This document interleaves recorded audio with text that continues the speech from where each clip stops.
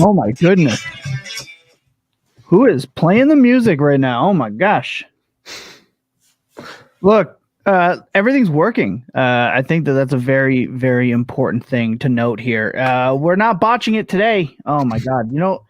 After sitting up and getting like 2 hours of sleep, I finally figured out what the problem was. So, hey, we're just happy we're here.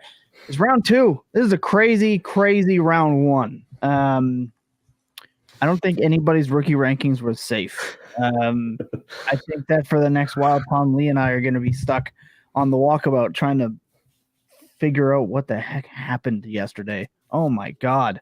Look, but I am your host with the most time in his hands. I am Thomas Tipple FF. Look, today's going to be a little bit different. We don't have the same group of folks coming in today. Obviously, yesterday there was so much happening, but we should be joined by Akash again today. He mentioned he wanted to come by. We got Ryan Devaney. We got the FF Mad Jester himself, Mr. USFL will be popping on. Billy should be popping on a little bit later. Jacob was flying today, so he should be making an appearance just a little bit later. Boy, I would love to talk to him about the wide receivers. But early notes, ladies and gentlemen, is that running backs have a good shot at going early. So we'll see what happens with that. If there's a run on running backs, we're going to find out. We'll find out if there's an actual run on running backs. So I think that was Good Morning Football had mentioned that. So we could see 2 running backs taken. Apparently Seattle's going to potentially look to move up, but Tom Lee, you weren't able to make it on the show yesterday. You were busy over there in Aussie land. And for anyone that doesn't know, this is my co-host of the Fantasy Walkabout. This is Tom Lee, Tom_Lee. And, of course, the man behind the scenes yesterday, dropping all those fun tidbits into the chat. And he came on for a little bit. And he's I call him the head of video editing over here. Lucas, also at the Cute Hurts over there on the Twitch, doing the games up. Favorite picks? I want to go Tom Lee because you obviously, again, you weren't here. What was it to you that set you off? I really liked the start of the draft, right? So from a football point of view, I liked that it won a lot of reaching on, wide receivers and quarterbacks and this sort of thing. So I thought it was really good to see proper picks being made, and then it made, the chaos that happened between 10 and 13 so much more interesting, or 8 and 13 with the wide receiver run. And that made it really, really fun on the back end, because then you've got people jumping up, hoping to try and get into this tier that everyone had of these wide receivers. And one team in particular missing out on that and having to panic pick, in my opinion anyway, a different position. So, yeah, for me, it's the wide receivers. That was the fun stuff. Whether you like the spots or not, it's just exciting to see these young guys go early. So we've got that draft capital locked in, and now take your shot, anywhere through 102 to 108. Who is the panic pick in your mind? Who is the best pick? No, who is the panic pick? You said there was a panic pick. Was it who moved up? The Eagles moved up, I think. Well, the Eagles moved up to get Jordan Davis. I don't think that was panic. And then the Eagles traded for, let's see, the Lions moved up. They got James Williams. Yeah. So who did they jump? The Lions jumped someone. The Lions jumped the Saints. Lions jumped the Saints for JMO. That's not it. Maybe it was the Eagles. So you reckon they were going DT anyway? Well, here's the thing. The Eagles moving up really pissed me off because Baltimore didn't land Jordan Davis. That made me really mad. I had that pegged as that's what was going to happen. So that's why 13 for me with Philly seems strange. But it's somewhat on brand for them to have another big boy up front. Well, and that's it for them. That's what they want to build on. That's what they want to do. So I think the pick is good, and I'm kind of happy with how it went. Right for the way the Ravens. I'm more into Kyle Hamilton than I was into Jordan Davis, but that's probably because it's actually happened now. It's actually happened. That's a real reality for a lot of this, man, and it's kind of one of the stranger drafts I remember being a part of. I don't like the Lions going and getting Jameson Williams. I don't like the move for them. I don't like the fit for them. Obviously, they gave up 3 early seconds and a late first to get back a late second and the early first. So Right. losing that extra pick for me is probably the downside to the trade. But if they view Jamison Williams as the number one wide receiver in this draft, like I completely understand that move. Like that's your future piece. It's your star. Amon-Ra is still a fantastic number two. Like that for me, I really don't mind the move if they see it that way, because it's really going to get your guy at that point.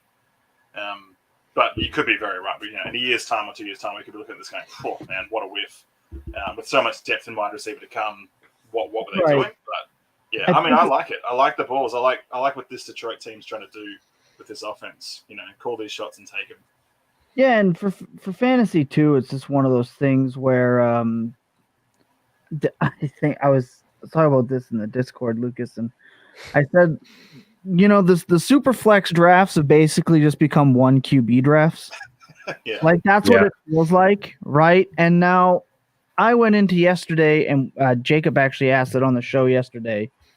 Who's 102? Who's 102? And I was like, oh, it's London. It's easily London.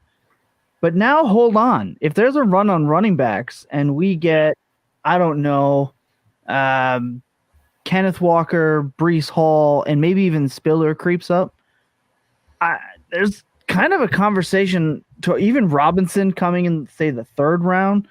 I don't know. I think that there's a real case that the shift is good. Like there is a chance at least that Breece Hall and Kenneth Walker are the 101 and 102.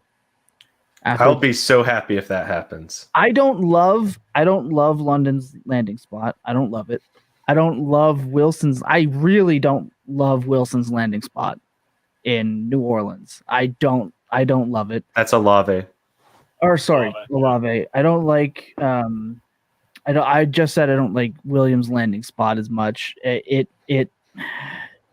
receivers at the top, not as fun as maybe the receivers might be at the back. You know what I mean? Like Watson going somewhere in the second round here now, I'm going to like his value now. Pickens, I'm going to like his value now a lot. Sky Moore, I'm going to love his value now a lot. So that 111, 112, 110 might be a more comfortable drafting spot than 15, 16, 17, 18. We got Barry here. He's chilling. Kenneth Walker was just taken in a rookie draft I'm in right now at 102. Yeah, of course. I mean, you guys are lunatics for drafting already. Like, you guys are absolutely insane for drafting already, but all the power to you. I know that's like a popular thing for people to do, but yeah, it's – so number two, I want to talk about bets. I want to talk about bets right now because I laid some bets today. I have Desmond Ridder is going to be the second quarterback drafted. That was at plus 350 at Bet 365, which is the one that I use. Readily available to me here in the middle of fucking nowhere, Canada. So Bet 365 is the one that we're using. So he was plus 350 today. So I took Desmond Ridder. I think he's the second quarterback off the board. I don't think he slips past Seattle. Now, if Seattle goes Willis or something like that, then I'm going to be a sad, sad boy. Very sad boy. I have Kenneth Walker as the first running back off the board at plus 240. So I have that, and then I actually doubled up on that with Breece Hall being the second running back off the board. That was plus 250. And I have the 33rd overall pick being Andrew Booth Jr. to Tampa. Nice. I know it's probably not going to be, but at plus 2,000, which is what he was, and Tampa Bay loving to draft the corners and DBs, and they can sit him for a bit and be happy with it. I definitely just see that, but I think Dean is probably the actual number 33. But I don't know, man. Especially with Seattle potentially moving up. What's the number 30? Sorry. Oh my gosh. I'm trying to read and talk at the same time. Oh my God. Look, technically we're all working, but my brain's not all there after 2 hours of sleep. That show last night was insane. I want to know your favorite potential second round picks. So I'll start with you, Lucas, while I look this up. Oh my goodness. Honestly, it's going to be whoever picks Malik Willis. That kid, he has all of the physical abilities in the world. And now he's moving out of a system like what we criticized Matt Corral for, with being in a one-read system, RPO heavy, super simplified. But he is blessed with every physical gift you want for an NFL quarterback to have, and now somebody is going to get a fantastic value on him.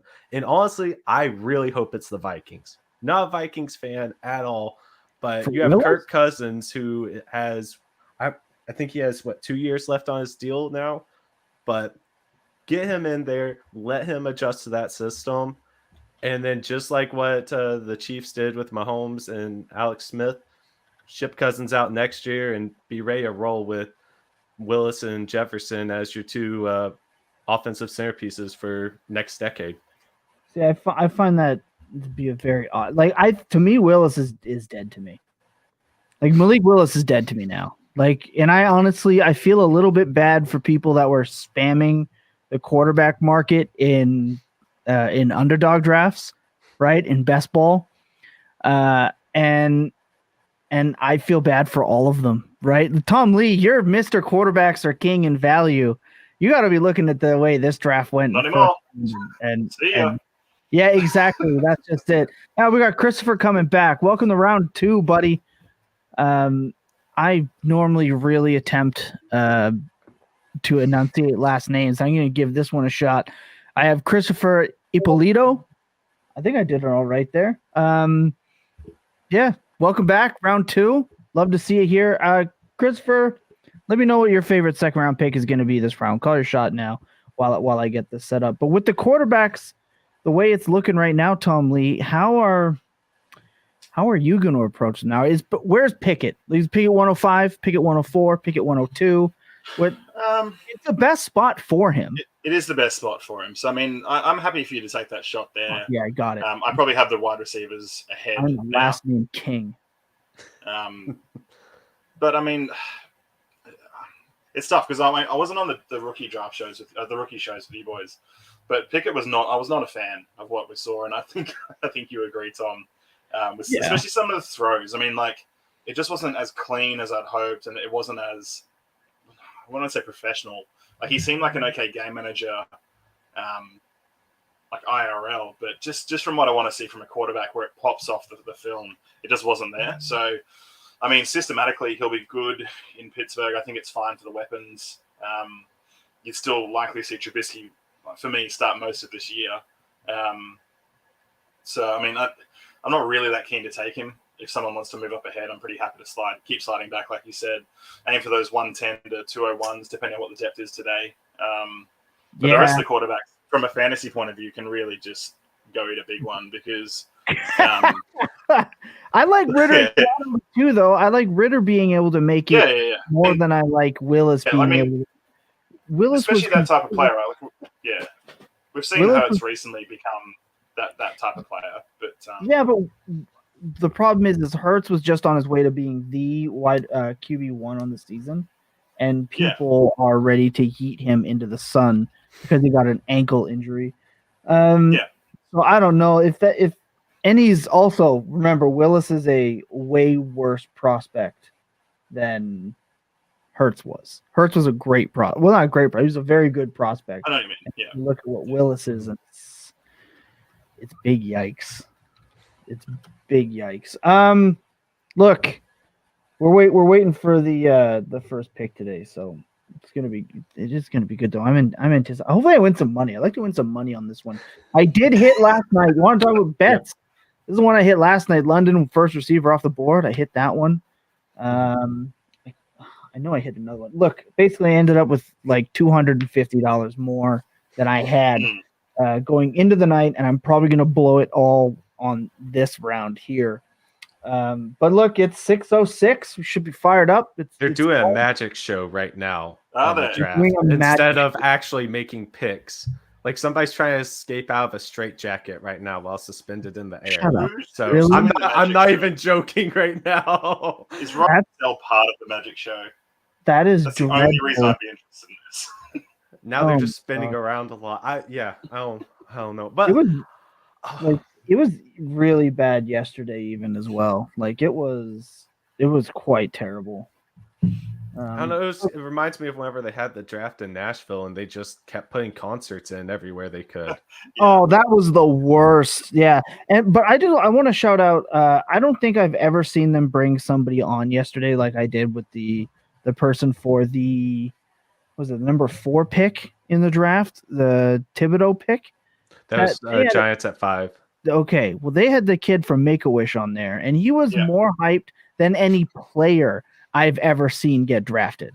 That dude was losing his mind, and you know what? I gotta say, I loved it for him. I thought it was awesome. Yeah. Mm-hmm. What did I just get? Oh, okay, I understand. Yeah, definitely one of the better moments from yesterday. Being able to watch that, it really set a good mood going in. First 5 picks, we knew craziness was happening, and then all of this energy comes on a stage, and you get to see why we're so invested in football. You get to see there's other people like us out there, and just wish nothing but the best for that kid. But just get to see how much joy this game can bring to people. It was very nice to see. Yeah, it was very slick. Look, we got our first person ready to rip for us here. Look, I've known him on the Bird app for a little while now. He's a super supportive person. I've even sent him my work to have him look at it, and I trust his opinion. He's trust his opinion pretty highly. He's a Marquise Brown fan, which obviously everyone who knows me knows that's a fast way to my heart is to promote the Marquise Brown. But I know him as the Mad Jester, and my stuff is actually working today, which I love. I don't have to leave and come back to bring people in, which is like a really dope experience. But look, here's your first appearance of Full Tilt. Yes, it is. Yeah, introduce yourself, where you're at. Hey, guys. They don't really got to tell everyone where you're at. It's a little creepy. Can you hear me? Oh, yeah, you're good. You're absolutely beautiful. You got the fish tank in the back. We got the skull and crossbones fitting for the first pick of the second round. Where you're at on Twitter, a little bit about you, and what were you looking forward to yesterday? I was looking forward to 9 relevant fantasy players. It just fell flat, and it's what we've been thinking it was going to be for the last year. I'm glad I traded a bunch of my picks. I held on to a bunch of 103s, 104s, and it looks like that's not going to do much for me. Yeah, right. Yeah, no kidding. Yeah. Look, obviously, at FF Mad Jester is a Twitter handle, right? But I don't really want to call you Jester all day. what do you prefer to be referred to?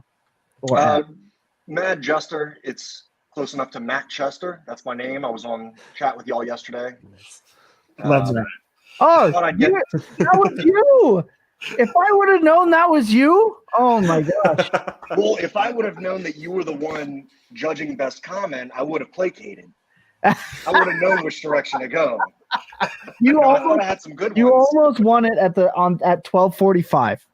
Like you almost won it. That was the time you left the first comment was 12:45, and you almost won the whole thing right there. What's up, fellas? At noon. Yeah, I was like, who is this? Like, I'm excited here, but somebody is more excited than I am. Now you know, Matt Chester, Mad Jester. All right, we got it. We got it. I love that. And since you're Mr. USFL in my eyes, someone that paid a ton of attention leading up to it, have you enjoyed the product so far? There's been mixed reviews. I'd like to think of it like an experimental league. I like what they're doing with tracking the ball and with different camera angles, helmet cams. There's a lot of cool stuff that they're offering that NFL isn't, and hopefully, it might last, it might not, but hopefully we just get goodness out of it that can translate to what we love, NFL. Yeah, I would love to see them use some of the stuff that they're, I guess, not advertising, but they're actually putting into effect now. The camera angles, I love the helmet cam. I think the helmet cam is sick. I love that. I think that is a lot of fun, and hopefully they can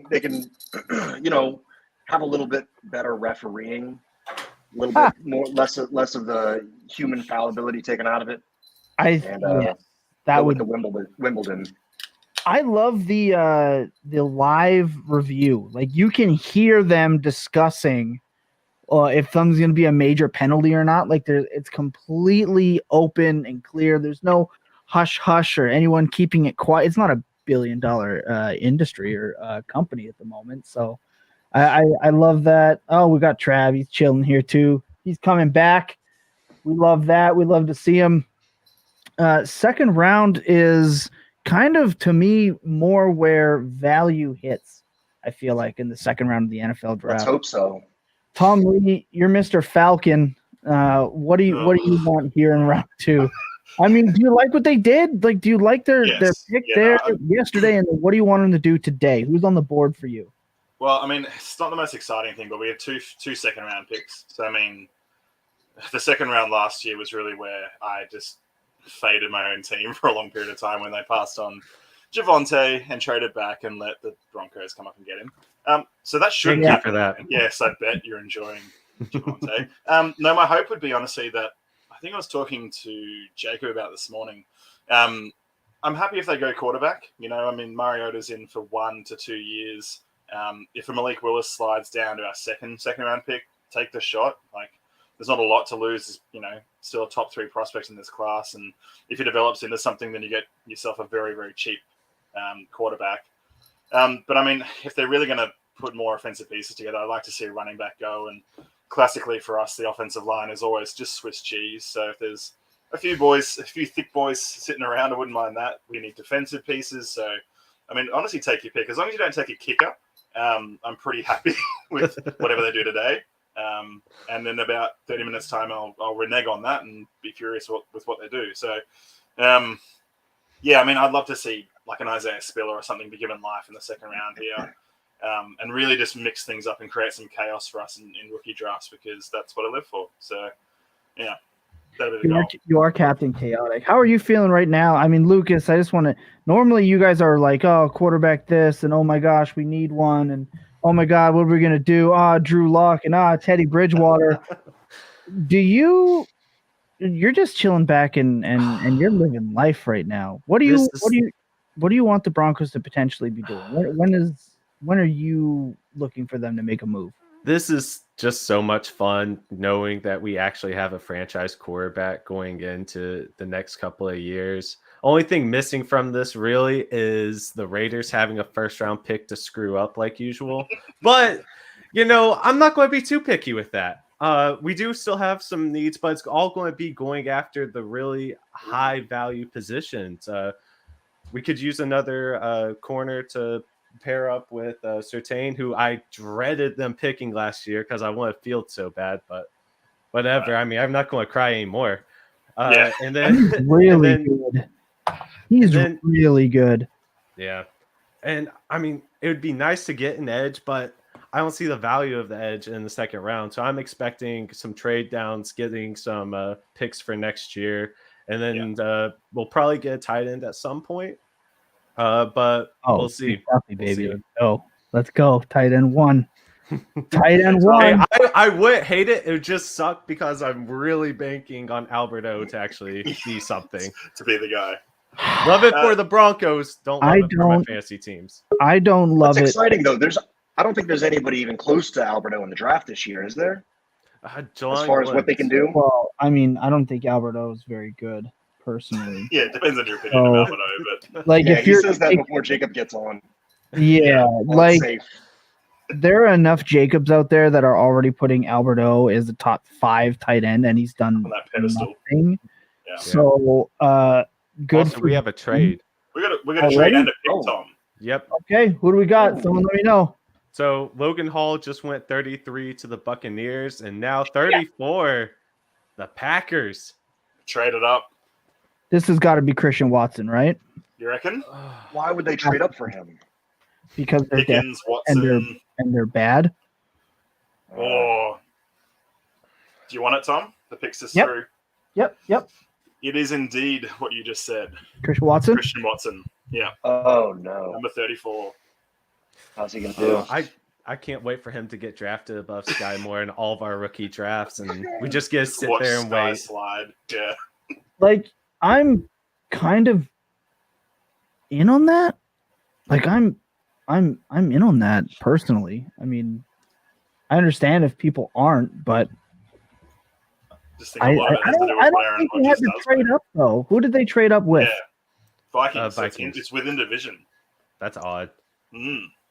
Isn't it the second time they've done that? Went with 3 receivers in the middle of the draft. Sorry about that, everyone. I do have the audio here right now, but isn't this the second? This is the second time Minnesota's traded down in the division. Look, we got one more chilling with us. We got Ryan Devaney. He's writing over there as a fantasy footballers. He's doing his thing. I believe it was his podcasting debut last year with us, and we loved having him.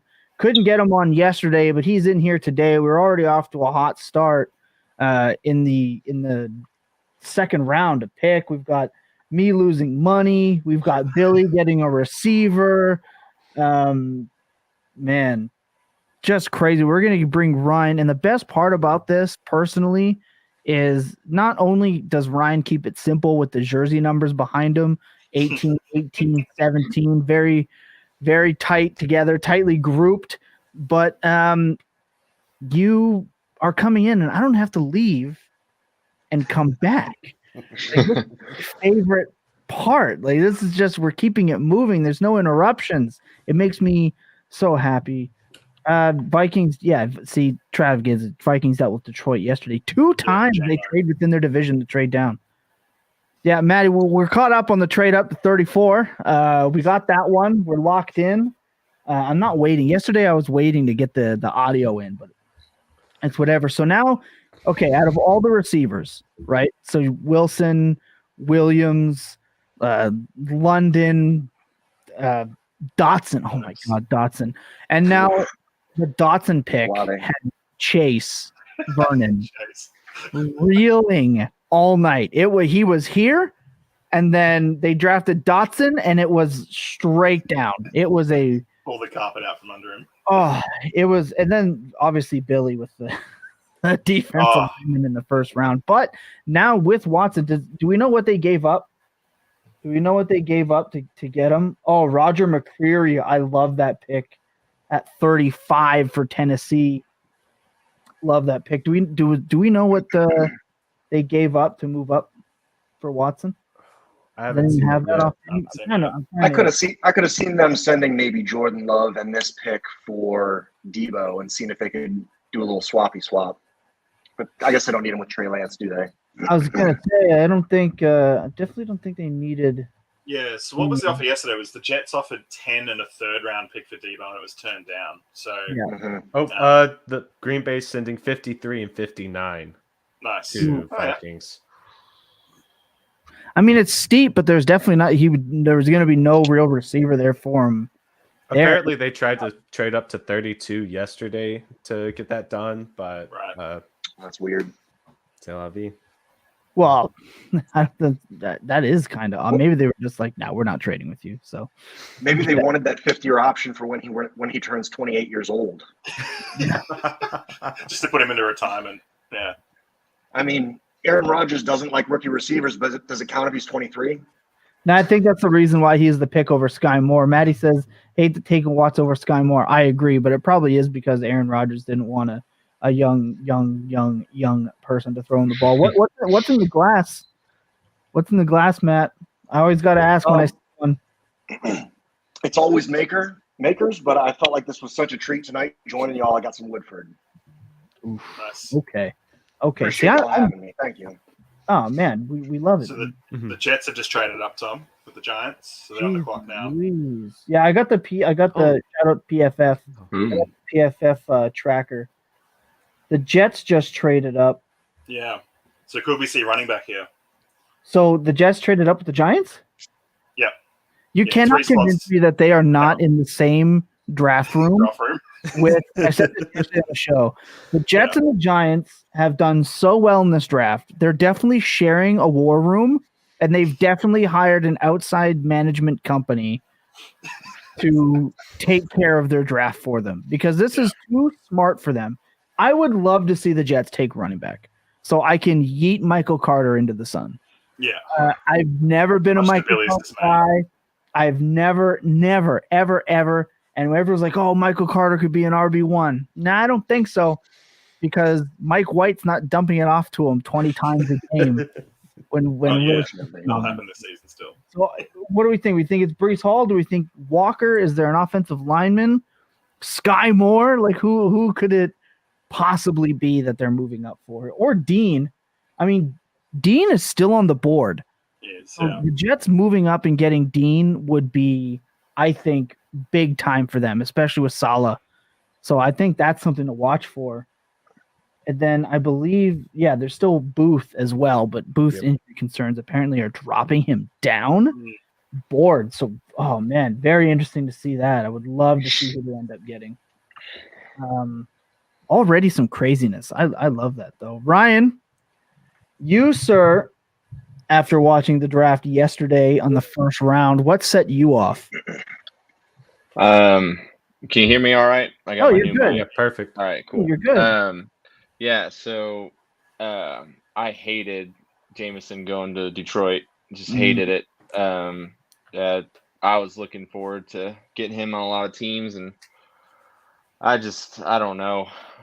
It's really going to test my talent over situation stance. So if he fall, I'm hoping everyone's going to feel the same way, and I can snag him late in rookie drafts. But so, do you reckon he perceptively moves up, Ryan? Is that what you're saying? what was that? Do you think he moves up in people's minds because of the draft gap? Breece Hall. Oh, what? Breece Hall. No. Goodbye, No. Michael Carter. All right, so he can still be the 101. Michael Carter is dead. Oh, exciting to Carter Breece? is dead. I wanted it to be Isaiah Yeah. Spiller. Never loved you. I like that.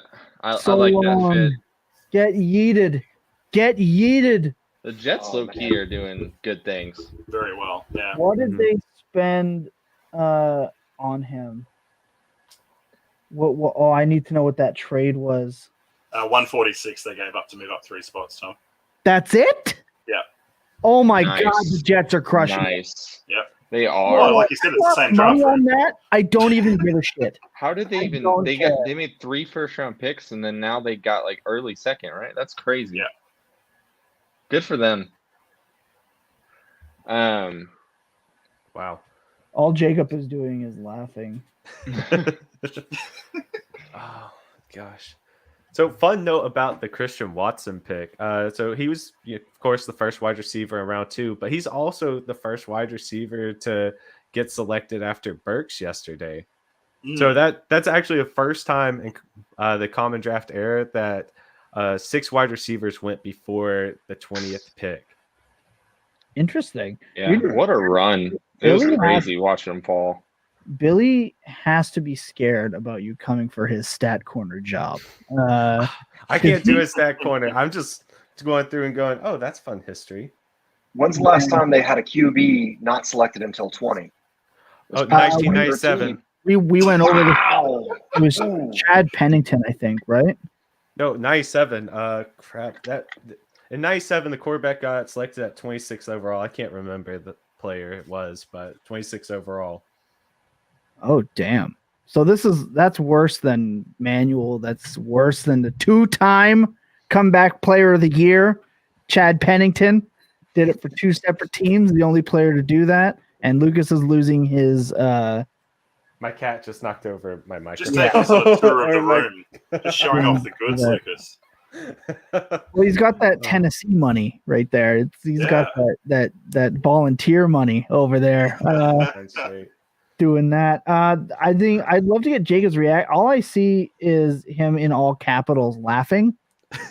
So I think they traded Could be up. anything with him. He could do I don't some know mocking if that's anyone because they traded up for a running back, which is probably it, given his discourse. But or it could just be that Michael Carter is gone because he's also not a Michael Carter guy, to say the least. So the Texans went Or with it Jalen it is definitely because he doesn't like Michael Carter. As I'm looking at his Discord right now, where I'm about to harass him. So long, DB. Well, that's good. I Love it. just told someone to trade Michael Carter for 24 first, so I feel better. They got away with that? That's so easy. Oh, good for them. The New York Giants have traded the 36th pick to the New Darrell York Jets. Revis. With the 36th pick in the 2022 NFL Draft, You're the crowd. the New York Jets select Breece Hall, running back, Iowa State. Kind of a dead reaction. I'm really upset that we can't count on bad organizations to make bad picks right now. Well, I think it was bad. I think it was bad that they traded up to get him because they jumped teams that I don't They think. jumped Houston, which is the main one. I think that was That's the why, really important one. But And the then- Falcons have now just traded then- up, Tom. So they're on the clock. But then Houston moves up and takes a Baylor corner. Yeah. Like, so if they wanted a running back, they could have just taken Walker, unless they had Breece Hall that much higher than Walker. I don't know if that was. And Walker would have been fine. He's a great runner, and they've got Michael Carter to catch. Come on, Falcons. Don't But they I didn't mean, give up anything. I just mean the They gave up Texans. nothing to do it. Yeah. No, I agree, but it seems like a weird move. And then I don't know if I like that pick by Houston at 37. You know what What I is it? thought was a really weird move, and I didn't see many people talk about it, but Minnesota trading away 20 spots and only gaining a few on like the second round selection. back end. I thought that Yeah. was so weird. And they got an extra fifth or something, right? Yeah. Yeah, Something something I think it, really low. It was something really. low. Because I mean, I know last year the Bears moved up 10 spots and traded away their two firsts, and but remember don't know. though, and it was for a quarterback. So like, I think the difference is everyone wants to move back, right? Yeah. Like this is one of those classes where it's like when you're in a draft startup, right? When you're a rookie, when you're in a dynasty draft startup, and you're in a room with everyone like myself and Tom Lee and Jacob, where we all go, all our picks are on the block, like or Just Matty trading B, back. everyone. Yeah. picks That's on why the low key I might like auction now. I might be stuck on auction. I can't auctions with Cam, man. I can't do it. Like they're too much for me. The trash talk is great, but it is hard for me to keep up. It is but- hard, but I kind of enjoy it because it does get exhausting when every time someone goes to make a pick, they throw OTB in the chat, Mhm. and then you wait 4 hours and then they make a pick. Nothing happens. So are the Falcons taking Sky Moore here, Tom Lee? Is that what's about to happen? Like I said, man, there's plenty of holes. They did trade in front of the Bears. No, they did jump up over the not. Bears. I do Oh, like I will be Malik sitting so behind sad. Mariota for a year. Edge rusher. I can't even enunciate that. They took an edge rusher. They moved up. What did they give up? 114. Okay, again, these trades are reasonable.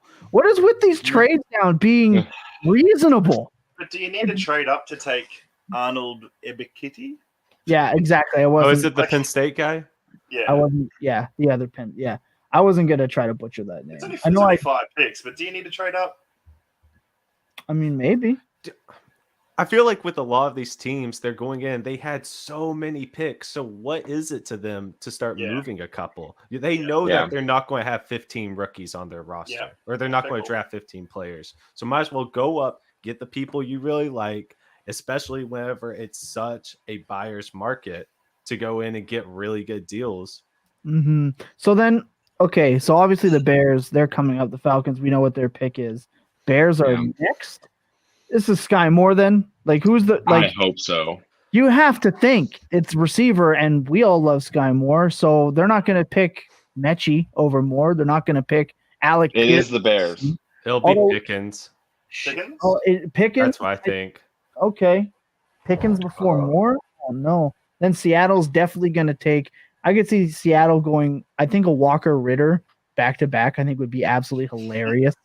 It would be very hard for me not to laugh my ass off right here in this chair. But with the Bears coming up, it's got to be receiver. Gotta be. It has to be unless like there's no tackle here to go and grab. There's no guard here to go and grab. It's got to be. I'd be absolutely stunned. Yeah, I'll mean, celebrate Sky Moore, but I don't really want George Pickens. To be How do honest. you really feel about your boy? I'm happy they moved up, but are you happy with who they grabbed? Tom. Sure. I don't know who he is, but we need edge rusher. I mean, You do. look, man, Yeah. So if he we was could flip the pressure on our quarterback to pressure on the opposition quarterback, be a completely different team because it's just been atrocious for years.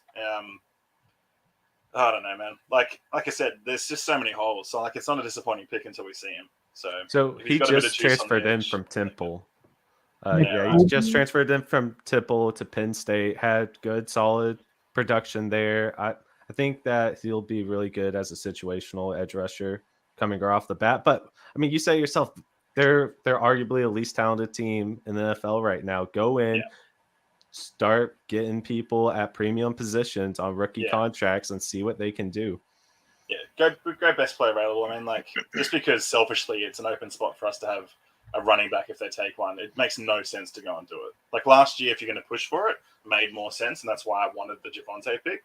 But this year, fuck, man, just either trade back and keep acquiring, or pick the guys you want and see how they go. Dean is falling down boards. Like Dean was he's PFF's number 19 rated player on their big board, and it's now definitely, I think, a decent amount into the second round. Nothing. I'm trying to look through Twitter to see what's going on with him. I see nothing. I got nothing. I think teams are kind of crazy, and I just want Baltimore to trade up now at this point. Like, It's because you're taller than him, Tom. That's why he keeps falling. 975 fourth-round draft picks they have at these prices, and just move up and get him. Pair him beside Patrick Queen. It would be, oh my God! Like I need this in my life. Yeah. And the Bears took a cornerback, by the way. Oh my gosh. Tyler Gordon. Oh my God! I need to DM Steven Johnson. Where are you? That's so annoying. Literally, they're gonna just watch Justin Fields fail. I just messaged them. What did they just do? Oh my gosh. That's why I'm a Chargers fan now. Switched allegiances? Yeah. I survived the Kyle Bowler years. I don't think I could ever switch sides. You all have always been good. We had like that is 3 or not 4 true. years. I feel like as long as I've watched football, I feel like you guys have always, like, majority of the time, been a legit contender. We've been pretenders that have made the playoffs a lot, but legit contenders, I disagree. So there was the Billy Cundiff wide left because he's an asshole kick. Paired with the Lee Evans drop in the end zone that would have. I'll raise you the double doink. Yeah, Bears. You're right. You did have it worse, but I also I had to survive bowl. I'm making a case for not switching sides, Tom Lee. Yeah. You are so fired. Look, I am getting older. I need happiness in my life, so I'm gonna enjoy watching the Chargers play. I'll still be a Bears fan, but I need something. I can't. I need something to root for. Hey, I loved Jay Cutler. I mean, from what it was, he was different, but he got hated on a little too much. But need Ritter here, folks. Different. For my money, which is really what I care about. I need this. I need this so bad, and I want to be able to draft him at like 202. That's what I want. It's a good situation. Yeah, Seattle's there right now. Ooh, you are so far ahead of me. I'm not watching it on the live tracker. I've got the PFF live draft tracker up right now, and then I've got the delayed NFL draft where we're still talking about Arnold there from Penn State. Thomas, if you get your wish, how soon do you want Ritter to start there? Day one. Yeah. Why wouldn't you? Either your team, into the fire. Either your team's how much dog shit, and you're drafting and replacing him anyway because he's a second-round pick. The Buccaneers burned a second-round pick. They just burned money on Kyle Trask last year. Yeah. Minnesota burned a third-round draft pick on Kellen Mond. Just to I burned a second on him last year.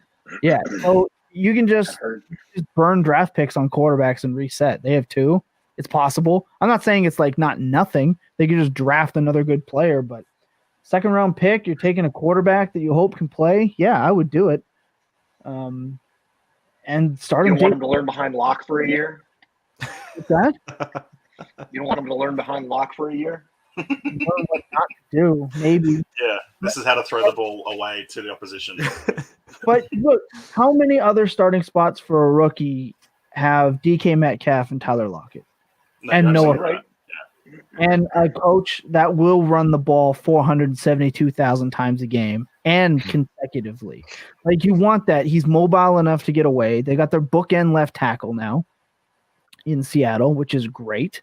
They have a decent offense, and the defense is going to be fine enough. And then for fantasy purposes, again, he's got all of those weapons. He can rush. He's, kind of Konami. Not kind of. He was one of the more athletic quarterbacks in the class. I'd rather them take him. I would, yeah, and Willis is fine. I would take Willis here, but for my money, yeah, sure, on Ritter. So yeah, let's go. Second quarterback off the board. I have Ritter, and I have Ritter to Seattle. Those are two bets that I've made. Can you still parlay them? What's that? Can you parlay them? No, it's too late. I think it's too late. So I did the same bet that you did yesterday. What was it? Drake London. I think it was minus 115 first off the board. Put too much money on that. Didn't put enough on the other one. I put 300 on the London one, Garrett Wilson 2, and that's 6 times my money. But if I had parlayed them, I would have felt a whole lot better. It was just a dumb mistake. Oh, for sure. See, when I got London first receiver off the board, it was plus. Oh, I think it was still plus 350 or plus 400. Oh, I was on the wrong site. Early, and I mean early, especially after his combine where he didn't run stuff. Like it was. I put it up early because it was Burks. Burks is number one. Burks number one at the time, and I smashed it. So I made that quickly changed there. What's that? The Burks number one was like, it was just really escalated the opposite way so fast on Twitter, at least. Yeah, well, again, listening to the hive minds on Twitter is a really fast way to screw yourself over in drafts. And different information.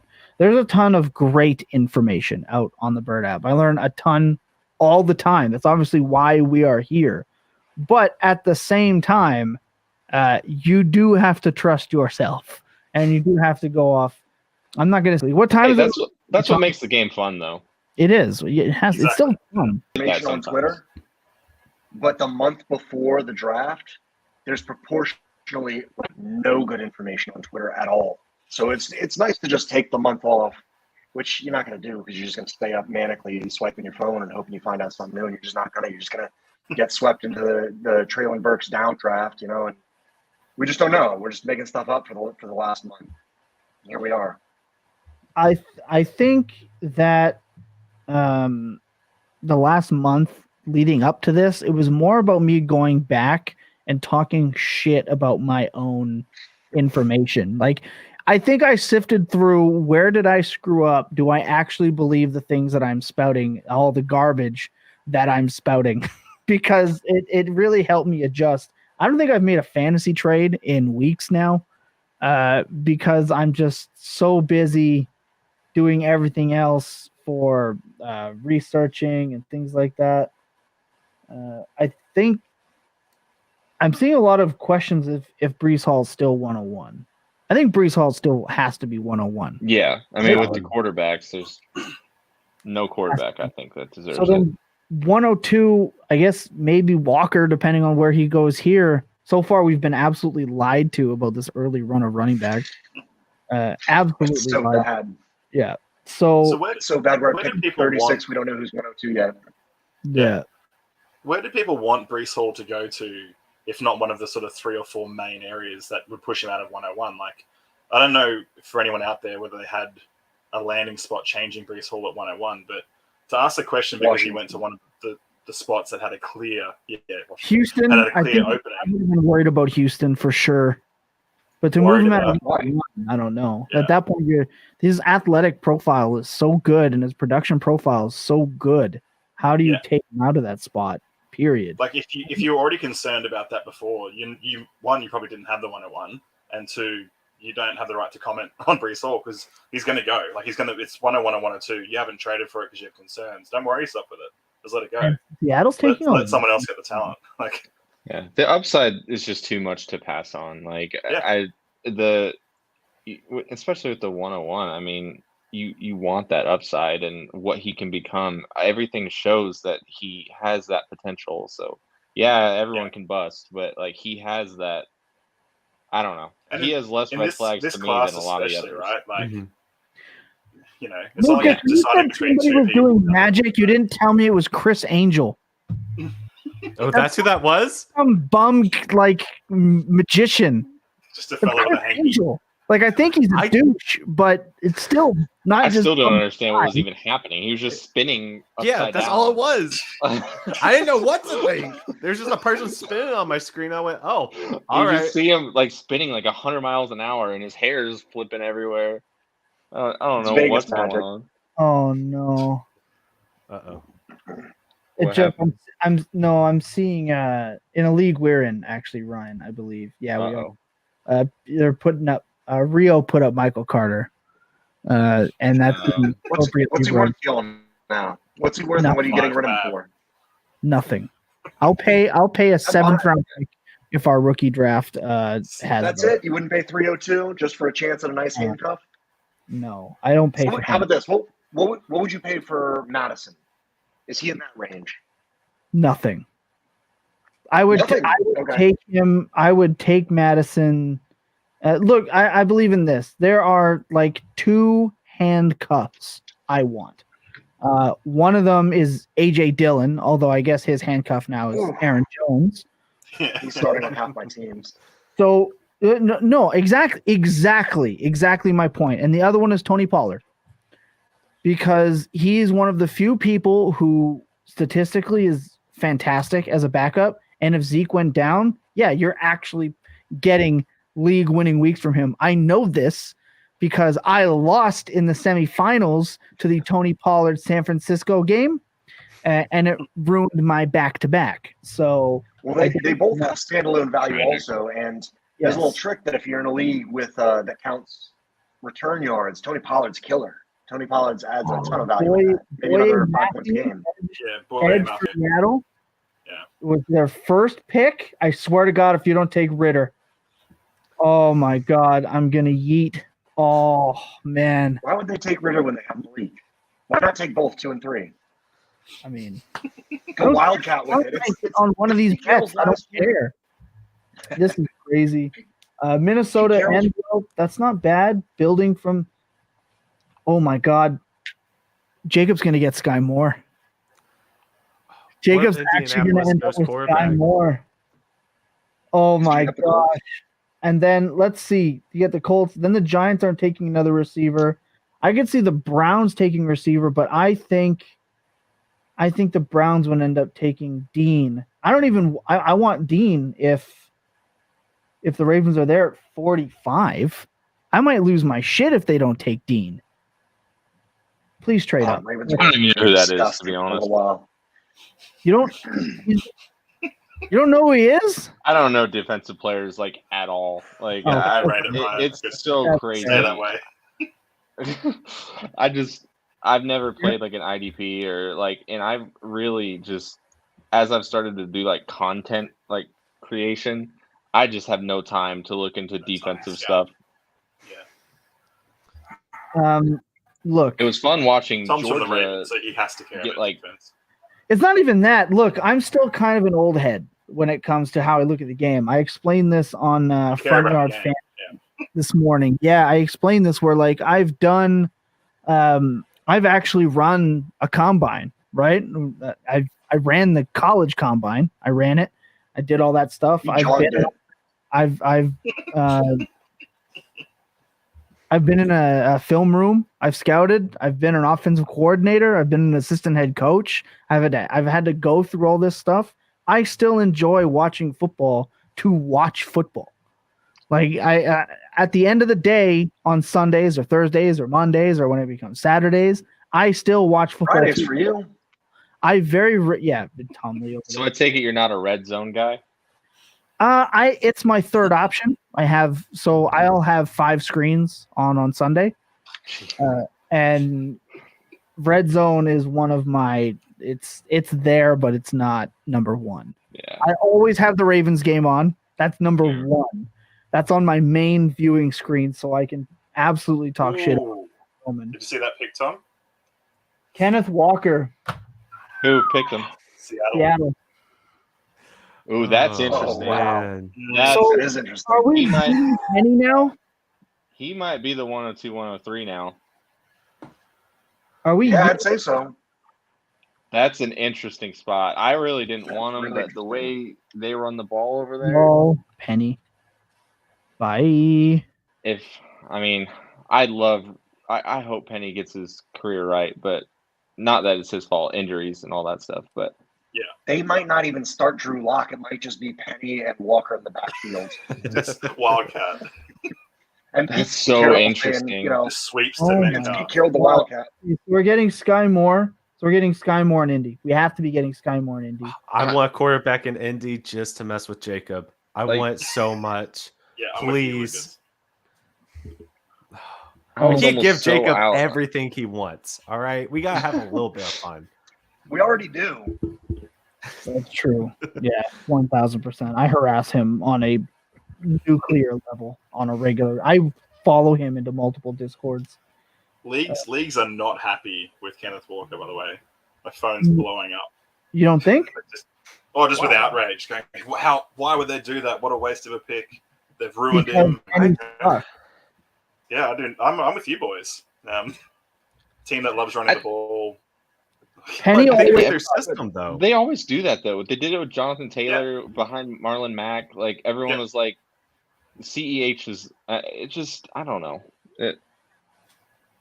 See, I don't like the Seattle's system commitment though to for the Walker bit and is Seattle. unrivaled. Okay. Ben Gretch. Seattle's commitment to the bit is unrivaled. Oh my God. That's friend of the show, Ben Gretch, by the way, at Yards Per Gretch. I'm going to see if I can't pull Chase. So what were you My saying, Lucas? my phone is going I crazy. don't like the fit for Kenneth Walker in Seattle. I mean, it's enticing because they do love to run the ball, but there's such a power run scheme, and you put somebody in there who he doesn't have that burst through the hole immediately ability. He wants to walk around, find the gap, and then go through it, not just power his way through.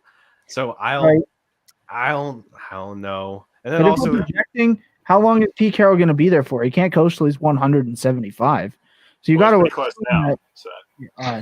see, I've been saying about that with Nick Saban and the SEC for years now, and he still breaks my heart every single year. So who knows? Yeah, that's absolutely insane to me. So What we got. What do you think, Brian? What do you got? Wait, did someone say my name? Yes. Yeah. Tell What me. do sorry. you reckon about Walker? I like it. I'm probably still taking Drake London over him. But I mean Treylon, I don't know what I would do, honestly. I like it. I mean, regardless, Kenneth Walker was a little down, obviously, because we don't know about him catching the ball. So, but the way this class has gone, like, I could see. I think he's definitely a top 4 pick now. I mean, top 4 or 5. He went to a team that runs excessively. The problem They was don't have to burn him out year one. They don't have to burn out Walker year one. They can burn out Penny. Right. Yeah. 100%. You're right. Yeah. Learn to pass block. And I think this is Chris Carson now. He's done now. We got to trade Another trade, yeah. No, who traded up? Baltimore. Vikings. Shit. Yeah, the Vikings traded up. Oh, Jacob's not going to be happy. Oh, Jacob. Oh, oh no. Hey, but does this mean we have another Superflex quarterback? We have a Superflex quarterback now in Drew Lock. Like, that's locked in now. Yeah. It's I don't know. Quarterback position's wild right now. Oh my gosh! There's so much instability. Like But that's a free superflex pick. That's a free superflex pick. It is right now, unless he actually loses out to Geno Smith. I don't know. This is Alfredo Brown. This is a take I think is hot. Alfredo Brown, obviously very smart individual with the football guys, says Kenneth Walker in Seattle is greater than Breece Hall in New York. No, I think that's a hot take for me. I won't go that far.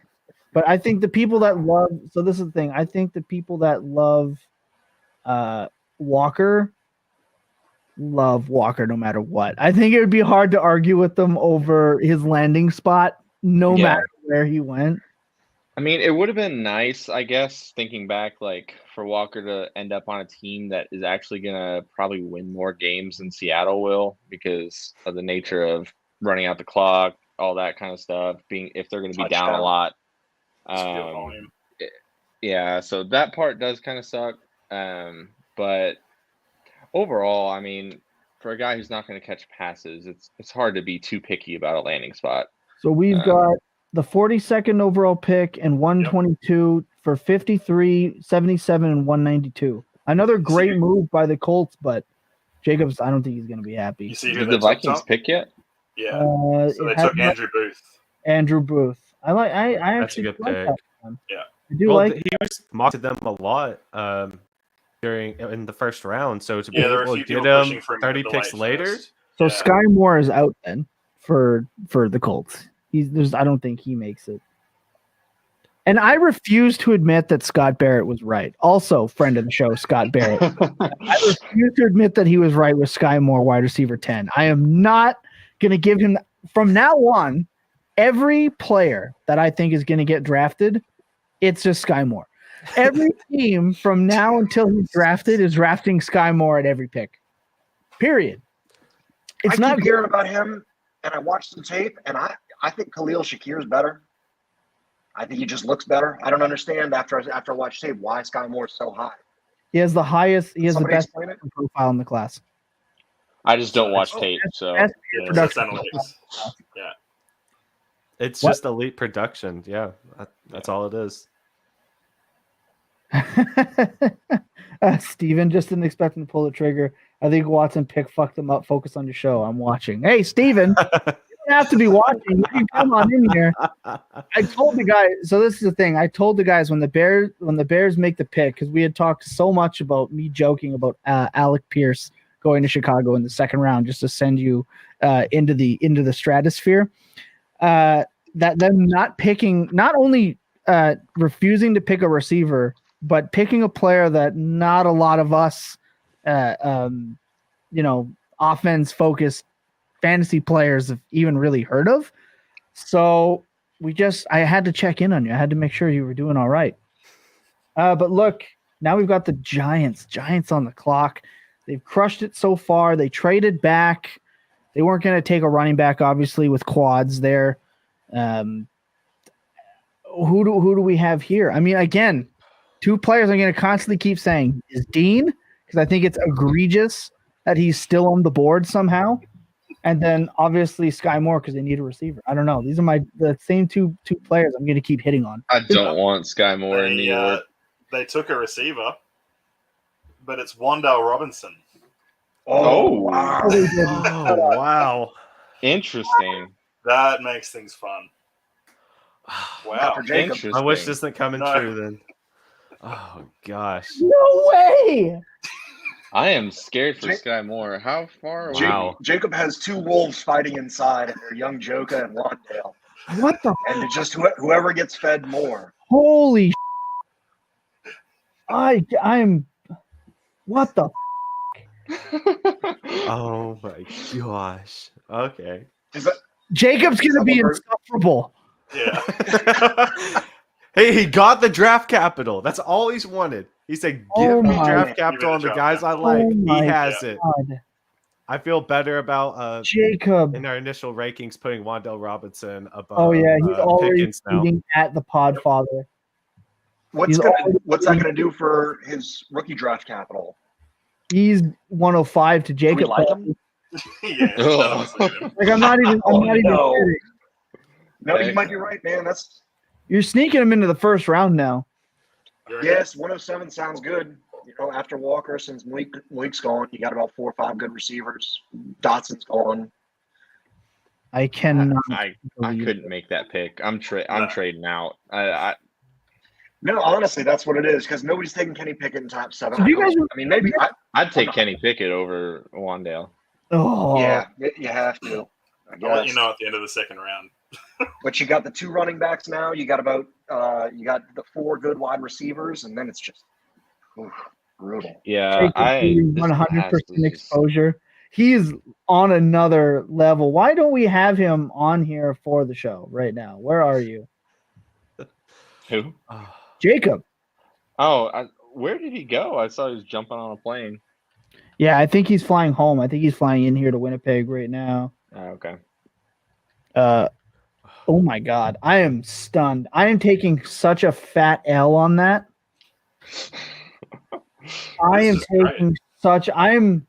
And look, the Browns are picking, and normally I'm like excited and talking shit and I'm wishing them the utmost worst case scenario for them at all times because absolutely their fan base, all of them, well, like 90% of them.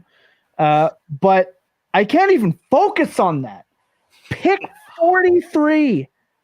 Pick 43. Wan'Dale Robinson. Jacob is not going to shut up about this. You know what? I'm on the show. I might as well start making his Wan'Dale graphic right now. We're live on air. I'm just gonna start by making that graphic. That is he the outsider that's in the New York underground bunker making these choices? Yeah, he's It makes sense at this point. He's the guy. Yeah. Remember when I said that they hired an outside firm? I'm wondering if it's Jacob's firm, and he's doing the trigger. Oh man, that is. I am beside myself currently. Good for them. Go and do it. Why not? I gotta say, I like this pick so much better than Tony last year, though. I really do. Oh man. Oh, at least Wan'Dale Robinson produced. Yeah. At least he produced in the SEC. Tony didn't even produce in the SEC. Let's thinking, Tom, our ADP shows are going to be a nightmare for this rookie class. It really is so widespread. But you guys have been doing this for longer than I have. As far as like dynasty drafts, like how often do we have superflex leagues that we don't know really when like a quarterback's actually going to be taken? Like I don't know how far Malik's going to fall. I mean, I know we're talking 101, 102, but if he keeps falling in the draft, people probably are going to stay away. So how often does this happen? This is crazy to me. Again, like this draft class, and I said it early, really reminded me of the Ponder type draft classes, right? Christian Ponder, Manuel, Hackenberg, like these level of quarterbacks. So not often. Usually there's at least one, right? And it was Pickett this year, but there's one that gets reached for almost every year. I wonder if Pickett will get. The badness of this class is literally generational. Yeah, well, it's a generationally bad because 2013 and then 1997. This is the worst class since 1997 when it comes to QBs. Right. I think part of it is teams have watched quarterbacks get traded up for and reached on forever, all the time. Like they get reached for constantly, and every year we're laughing and joking. Look at that with Daniel Jones. Daniel Jones got reached for, and they got absolutely torched for it, and it set them back to where they're at now, taking Wan'Dale Robinson. Browns are trading their pick to the Texans. Okay. It's got to be Dean, right? Right? Anyway. I love every single time the Texans come on. They are showing the team needs, and it's literally every single position on the team. And that makes me so happy that they're saying this team sucks. They're garbage. They have nobody to build around. Draft anyone. But I love that the Texans are moving down, they're moving up, they're moving around. And I think going back to what I was saying with quarterbacks, you're seeing management shifts. You're seeing GMs shift. We're getting younger. We're getting smarter, more analytically driven. And teams are not willing to throw the 4 first-round picks up to get Jared Goff. They're not willing to go and spend all these big, ridiculous trades. Now, last year was a little bit different, right, with Trey Lance. But, I mean, I still think to this day that Shanahan was held at gunpoint. We still don't know that he wasn't going for Mac Jones. I that believe that he was going for Mac Jones. Yeah. But he could have stayed there. I got it. So do the Giants move? Barry is asking a question here. Do the Giants move Kenny G and Tony now? I don't think so. I think maybe Tony because they were talking about trading him already. But I don't think they want to move any of their wide receivers. I think Dabble wants an offense to play around with. And it's something the Giants have not had since Ham, right? the Plaxico Burst, Manningham, Giants offense, right? Maybe Plaxico Burst. Plaxico, yeah, Plaxico. Oh man, Like on these Jetterbop. They moved up for Mechie. No. Canadian Mechie above Sky Moore is dead. Sky Moore has to be dead. Yeah. Chiefs. You get Chiefs again in the second round. It'd be great. Mattered. I mean, the Chiefs. I mean, the he's gonna be great on the Chiefs. Mechie. It's a long day to come, Tom. Mhm. This draft's so even after Baltimore those can first four draft that, Sky Moore right here. Yeah, people. I mean, we had Amon-Ra round 4 last year, and it's still Let's go. I mean, like there's if you're on round 2 and you're in a spot that I like, I'm still happy to take a lot of these guys. I agree. This is insane. So now John Mechie's going to end up moving up like draft boards, or he can end up staying into the second round for people, or like. Well, he was already a second round pick in my opinion. Already a second round pick, but these but like the everyday player, I'm not sure John Mechie was sitting on anyone's board in that second round. He's an Alabama receiver that's kind of good at everything. Like he's going to be good in Houston. He's the number 2 now behind Cooks because I can't even remember his name. He sucks so bad. Nico Collins, is terrible, and I never understood the Nico Collins thing.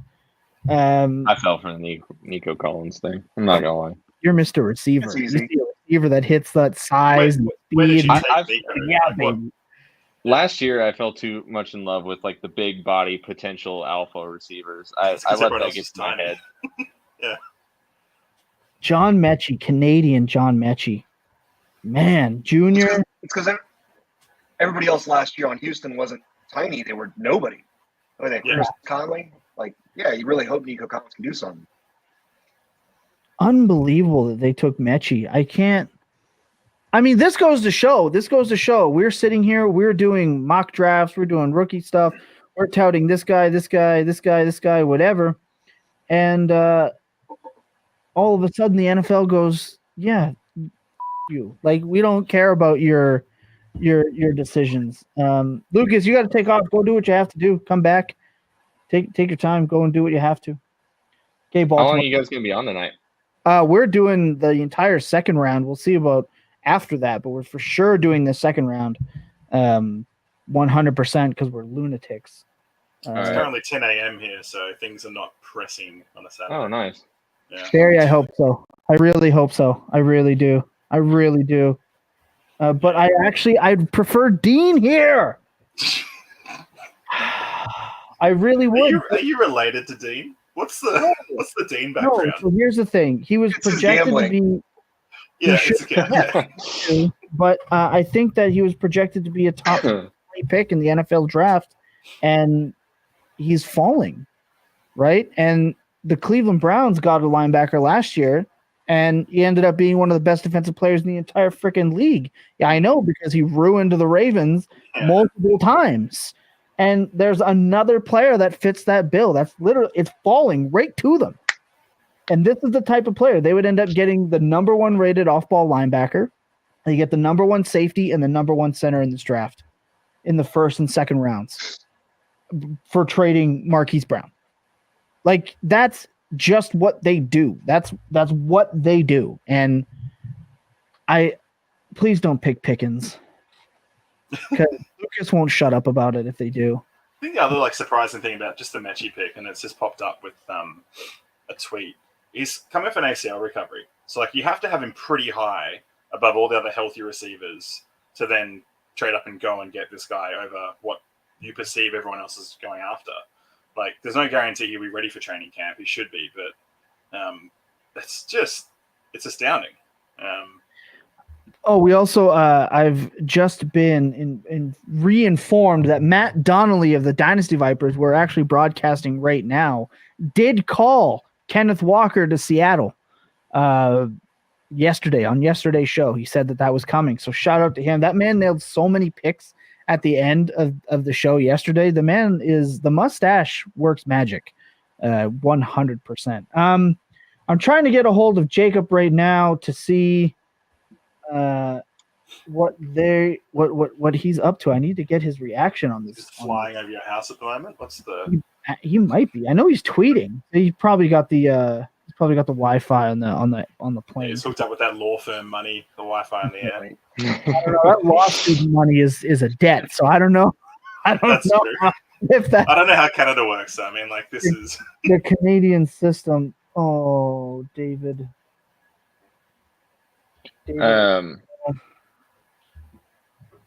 I might need to hop off soon, but go, man.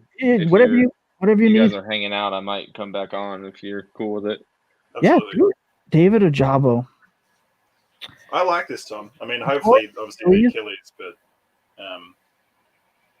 but this is a very them pick. I don't like that they don't have a usable player this year. That I don't like. I don't love that. Man, this kind of sucks. I'm a little bummed now. I feel a little sad boy. I'm sad boy Tom right now with that pick, because they're smart, right? He was easily a first-round pick.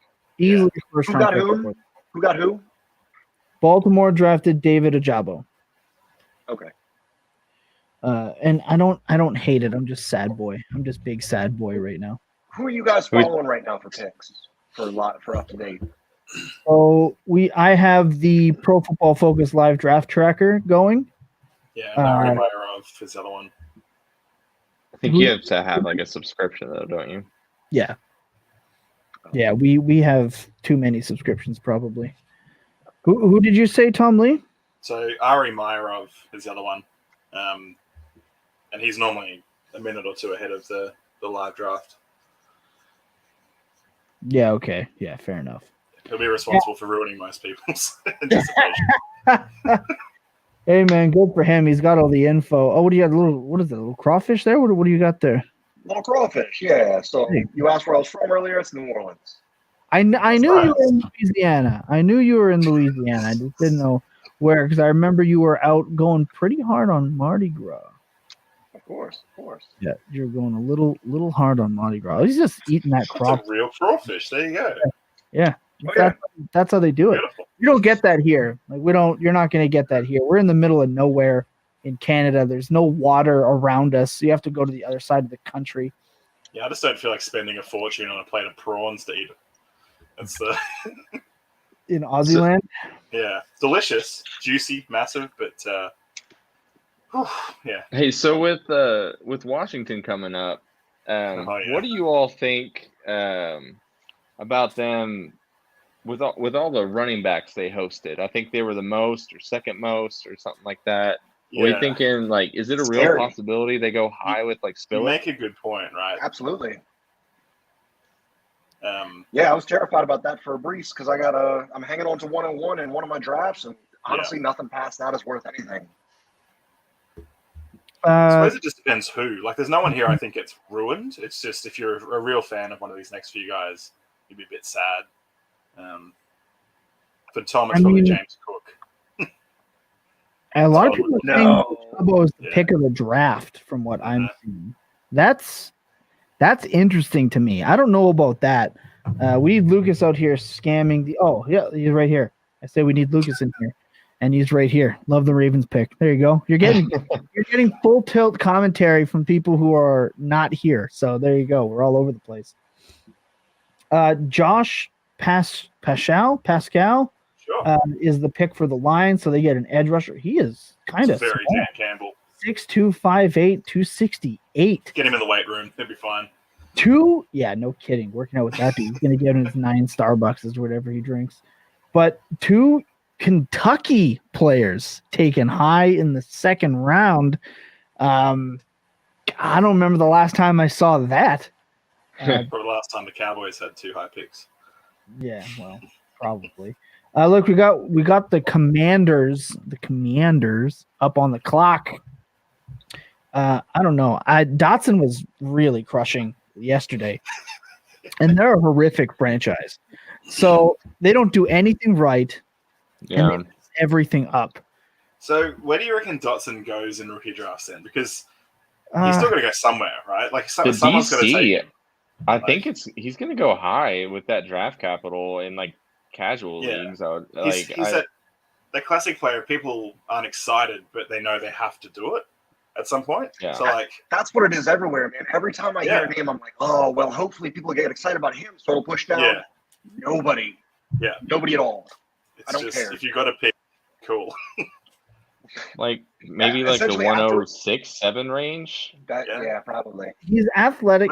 He's athletic enough. He's got the age. His Dominator rating was 90th percentile. He's a good receiver. He's not awful. Senior though, right? It's not exciting. Yeah. So he's good, but 108 is probably where I'm willing to reach on him at that point. Yeah. Probably would take Christian Watson over him. No, I wouldn't take Watson over him. Would you trade the 102 for a random? Would you trade the 102 for a random 23 first? Tough. This is good. This is the Jacob style conversation. It's rough, man. It's rough. Pre-draft it was 106 or a random. If it's a random, so they're all kind of random, right? So I don't like the projection of like, oh, you're definitely going to have a late 23 first. Because I had somebody do that to me last year. Like, your team is great. Like, why wouldn't you trade your first round pick for this mediocre receiver? And sure enough, Henry went down, Saquon went down. Like, my whole team got hurt, and I'm now drafting 104. And I'm like, that's why, dumbass. Yeah, sure. So it's hard to project. But one little trick, though. I don't think you have to move 102 for a random 23-1. I think you're always going to be able to get that like little bit extra. You give me a little bit extra, and I would probably do that. I agree. This year. I agree. I mean, you think of the. I don't do Devy a lot, but just from the players I've seen, I mean, Kayshawn, Jackson Smith, however you say his name, and then the quarterbacks. I mean, that's already 4, not including plus obviously Bijan, Jameer. So I mean, I'd trade the 102 for any of those guys. Yeah, just don't tell my league mates, but you're right. And that's just the handful off the top of my head. I don't know if Tank is if his stock is falling. I feel like I've read some people are a little down on him. But whatever happened to Master Teague, man? I was so excited about that dude's name. Yeah. Yeah. You gotta pick that Master and Tank. I want my running backs to be Master and Tank. That'd be cool. The name ranks, but like, yeah, I probably would, because next year you got Stroud, you've got Young, you've got other prospects, right? Jackson, 2 or 3 wide receivers. Yeah, quarterback will pop as well. There'll be one that people aren't looking at. And think about it, like, people are going to be taking Olave and Williams and Wilson in the top 7. They were all outproduced by MSJ. Yeah. But then not just worth it. Yeah, and not just that, right? You've got again, Tank, Beyond. You've got so many other great players. So now your random 23 first has a super high chance of being anywhere from that 104 and beyond. And I'm willing to take that. I'm willing to take that. I think the move as well is. Would you? Yeah, sorry. You go ahead. Would you really be disappointed if it ended up being next year's 108 and you did get MSJ over Olave at 3? Oh, you're not going to get that. I think he's number. We say that. We say that. Yeah. Take your worst case scenario. I mean, like this year, you could look at 102 down to 112 or 201 and add a random 23rd first. And that's already, like we're saying, value-wise, probably a win, let alone adding the extra pick. So, I mean, that's the move you'd be looking for from a value point of view. Now we got the Saints. Well, Bears are on the clock now. And again, receivers got to be a thing for them. Like, if the Bears or the Chiefs don't pick Sky Moore, then it's dead. He's done. It's over. Like, It's nail in the coffin. I agree. And that is tragic for me because I was pretty high on him.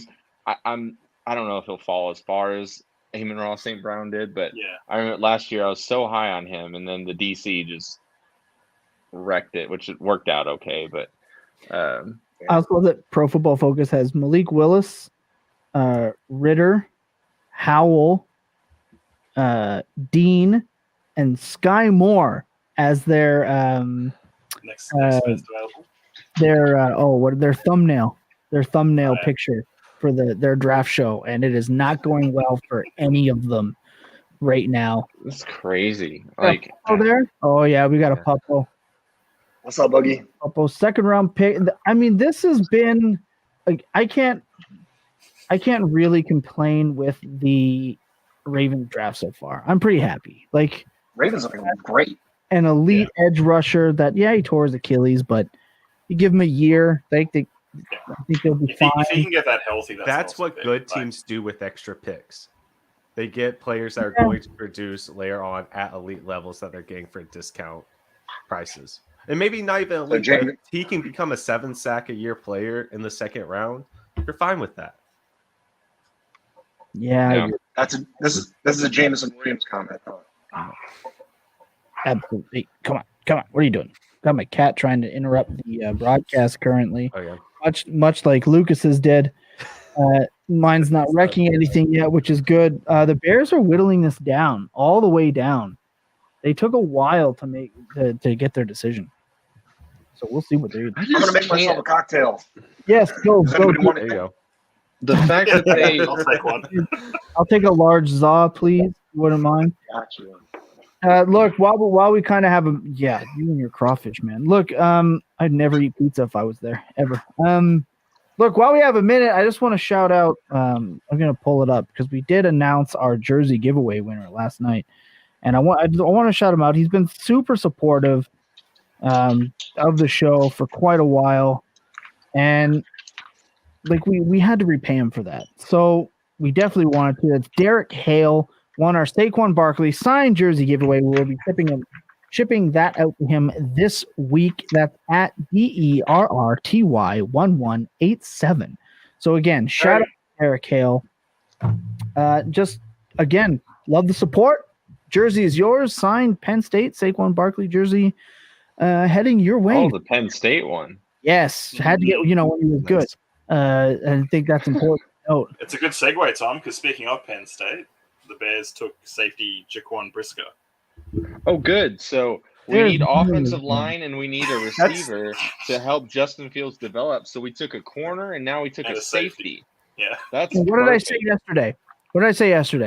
I am scared for I shaved my balls for this. There you go.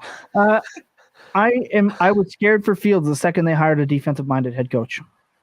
Yeah, and this is the outcome. This is it I've here. been trying to pivot from Fields in a lot of leagues that I have him in, just because I don't I'm not giving him away, but I'll trade up for a Justin Herbert. I did that in one league.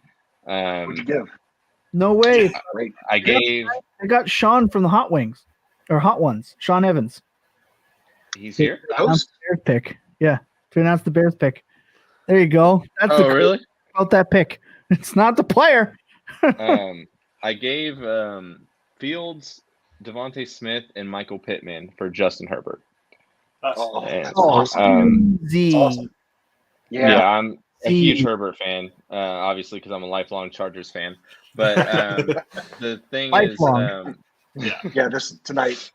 Yeah. It's so bad. I just what are we doing? And it's so bad because I do genuinely believe Justin Fields has the talent to be a decent starter in the NFL at minimum, and they just don't they're just gonna ruin his career. Dude's gonna be on the run constantly, get injured, no one to throw Who's to. the last good? No, I know there's been a bunch of different regimes, but who's the last good Bears quarterback, or who has ever? Has there ever been one? I mean, yeah, Of course, Cutler. Before Cutler, it was Kyle Orton was probably the last one. It's been a disaster. I mean, it's the quarterback wasteland. It's so bad. Cam's not happy. He had tweeted, "Bears skip Pickens again. I'm gonna lose absolute composure." Cam on one. He's not doing well. He's not vibing with this draft for them. I've been trying to get him on the Chargers bandwagon with me, but he just apparently enjoys pain and suffering. Yeah.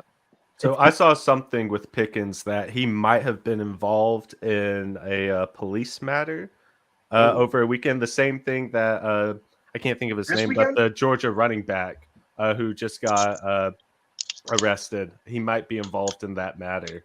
Oh, shit. Just recently? Well, I just recently saw it, but yeah, that happened in the past couple of days whenever he got arrested. So everybody's problem with Pickens it's not been his talent, it's been the fact that he's got issues, locker room issues, off-field issues. And if he can't hold it together right now, how can you risk it on him? You better have a serious luxury pick to be able to do that. Yeah, you definitely can't. There's no way you can. He's gonna fall. He's gonna fall probably out of the draft if that's the case, for sure. I don't think his production was even it wasn't anything special. It wasn't. Shut up, Lucas. He's an undersized 6'3" or 6'4". I don't know. I don't like it. But I'd rather take him than, Jaquan Brisker. Yeah, I agree. I had to send Lucas away because he was going to start with his anti-George Pickens rhetoric, and I couldn't have that as the content creator and coordinator for this program. I hope you learned your lesson in timeout. I muted my mic just to be safe, but you got the ban anyway. So far, the second round has been kind of lackluster. I think not as the first. Well, the first round, I think nothing was going to touch that. So now you've got New Orleans on the clock, and then let's have a look. See, we got New Orleans on the clock. They could use an off-ball linebacker. You got Kansas City. They could use another receiver. You have Philadelphia. Oh, it was Tom Lee. I was like, where did? Oh, I think he sent a message. Yeah. I can't hear or see Lucas, he said. Okay, he's going to come back. You got Philadelphia. They need a lot of things. I can't really just point one out. Do they? Yes. They still need secondary. They do need a linebacker. They could use an interior offensive lineman. So we'll see what they do. I don't think there's just another safety on the board. Pittsburgh. Oh man, I think their team's actually way worse than people think it is. And then again, the Colts are right back up. So again, the Colts could end up winding up with their guy anyway. I don't know. Sky Moore. Yeah, I don't know. I don't know who their guy is now. But apparently, I guess Sky Moore didn't check the boxes for people. Mechie. Wasn't Sky Moore linked to the Chiefs pre-draft a while ago? Wasn't that? Yeah. I saw Calvin Austin linked to the Chiefs. Oh, no way. I don't know. It was just one of the things been reading this week. I saw Nico Hardman 2.0. If Calvin Austin and Wan'Dale Robinson go in the second round of this draft, I quit. I'll never do this again because I can't fathom that happening. My brain can't fathom it. This has been an absolutely insane draft. So let's look at it this way. We've got one quarterback gone. We've got two running backs gone. 600,000 receivers are gone. We've got the number one tight end still on the board. Insane to me. I mean, maybe the Saints to go QB here. I mean, they could go QB here. I could see that. Well. Oh, that would be awesome. At this point, our Dynasty Superflex drafts are going to look like one QB drafts. It's Alontae Taylor, cornerback from Tennessee. Go Vols!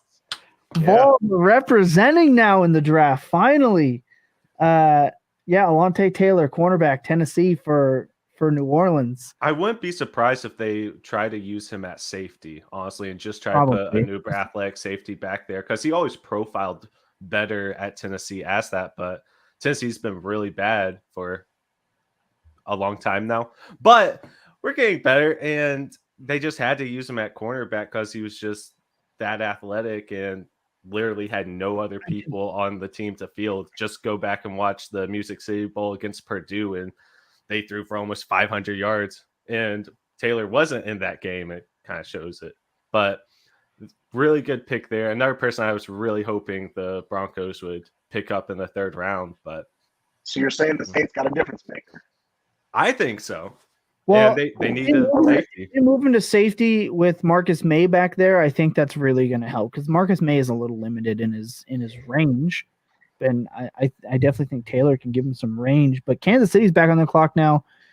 You're Ryan. You had mentioned it, and I did say it yesterday that your super flex drafts are turning into 1 QB. I like at this point it's a 1 QB draft. Yeah, there's no spot It's going at 109. What's that? like how far does Malik fall now? Like that. I'm not drafting him. He's That's crazy. he's dead Like to me. people are debating 101, 102. Like I wouldn't take him. I don't think I'd spend a 1st rounder on him. Here's the thing with Willis. Maybe late. Willis's value was completely baked into him going in the 1st round. Yeah. Everything you saw for Willis's value is completely baked into the 2nd round. If you put all of Willis's metrics and his prospect profile and put it with a 2nd round grade, he plummets hard. Well, he's just Ritter now. Yeah. Ritter, I think, is better for 2nd round prospect than Willis is with his production profile. Like it's insane. This is just crazy to me. I didn't expect this. I knew the quarterback class was weak. I mean, we all knew that, but this is kind of mind blowing. I thought maybe Howell would get in at least to this point in the 2nd round. I love seeing this. Teams are not reaching for quarterbacks. And I absolutely am loving to see it. Like it sucks for us, but sure, absolutely it sucks for us. But I am loving seeing teams be smarter with their franchise.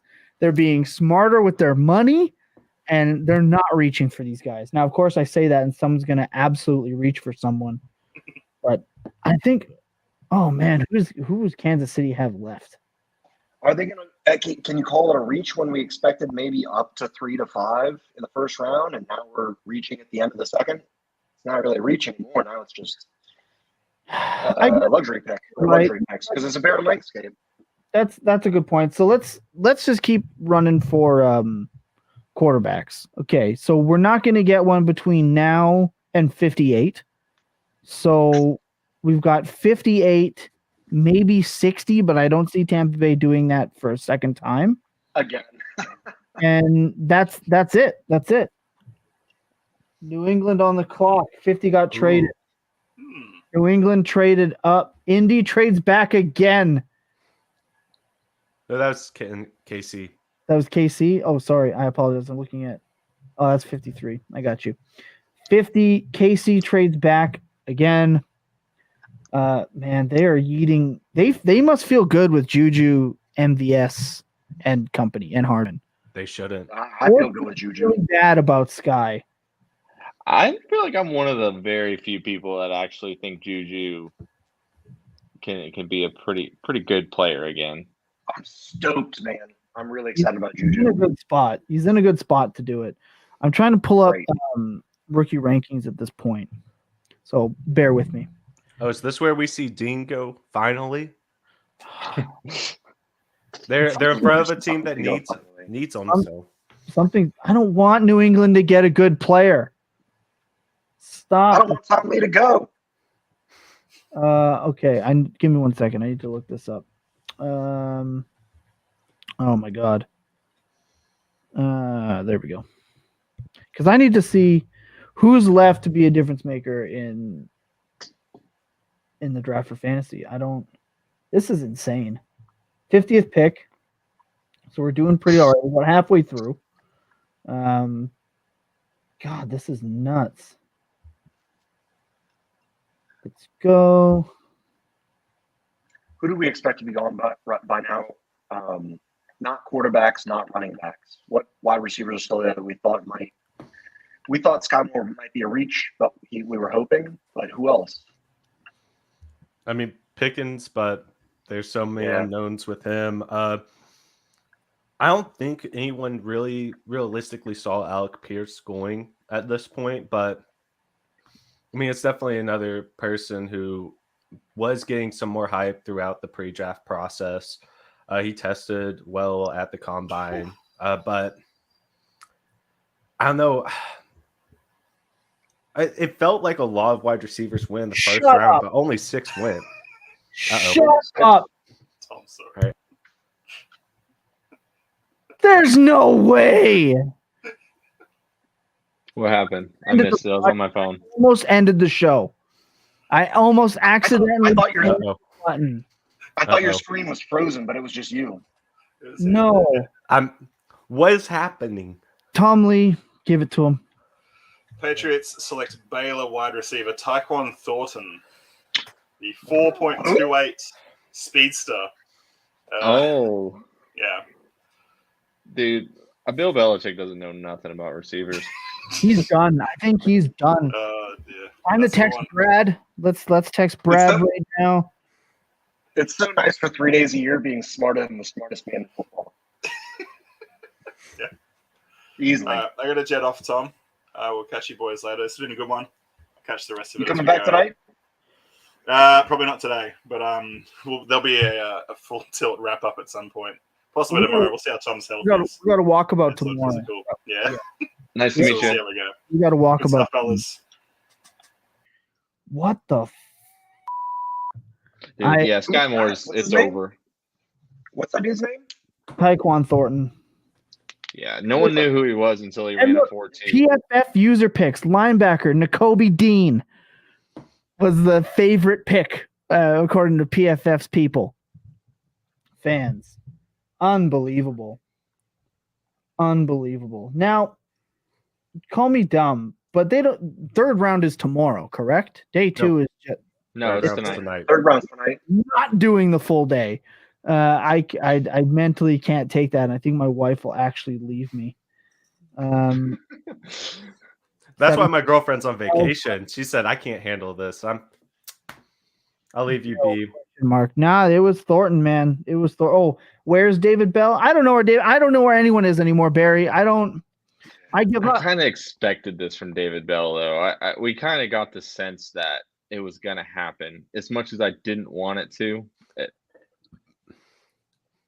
it's sad. I love his talent, but yeah, his production. This year, nobody was excited about anybody that we were hoping to get in the first round. We were hoping to just get a ton of value in the second round. And there's just now it's all even 109 beyond should be all third round picks. But I guess one way to look at it, in my opinion, is really your rankings shouldn't really change then. All the players kind of fell where they were going to fall. They just all got lower draft capital. So take your drafts, keep those same players pretty much in the same spots, and then just minus the draft on like all of them. Realistically, but nothing has really happened enough to really shift and move anyone in their pre-draft rookie rankings. Not really. Maybe Walker, but like a lot of people already had him as 101, 102, 103 anyway. London, okay, we kind of expected him to go to these places. Wilson, we expected him to go. Olave, we expected him to go. Watson, second round pick, easy money. You could bet that for sure. A lot of people hopefully did. I know I definitely did. So they're kind of all falling exactly where we thought they would DC wise. It's just maybe not what we would have hoped at their ceiling. So expectations to ceiling to reality were two apparently really different spots. Yeah, I think that's a really good way of putting it. I just think we're all really disappointed. I think that's the problem. Center Cam Jurgens goes to Philly. They've got their Kelsey replacement. I swear to God. And same thing, PFF user picks. N'Kobe Dean. I'm gonna buy you a Dean jersey. Did we miss N'Kobe Dean tweet with him with a bong mask? I don't. Maybe. I mean, Fans for Baltimore wanted Travis Jones. I understand that. That's fine. I get it. Travis Jones is still on the board. I'd like Baltimore to move up. They don't pick for no reason at all, Tom. Who do you think is going to be the one there in New York Jets? We thinking Garrett Wilson or Elijah Moore? Probably Moore. I think Moore. I think Moore was a better prospect, better player. I'm bummed with that answer because today when I was doing my all right, let's see how many shares of Elijah Moore I can get.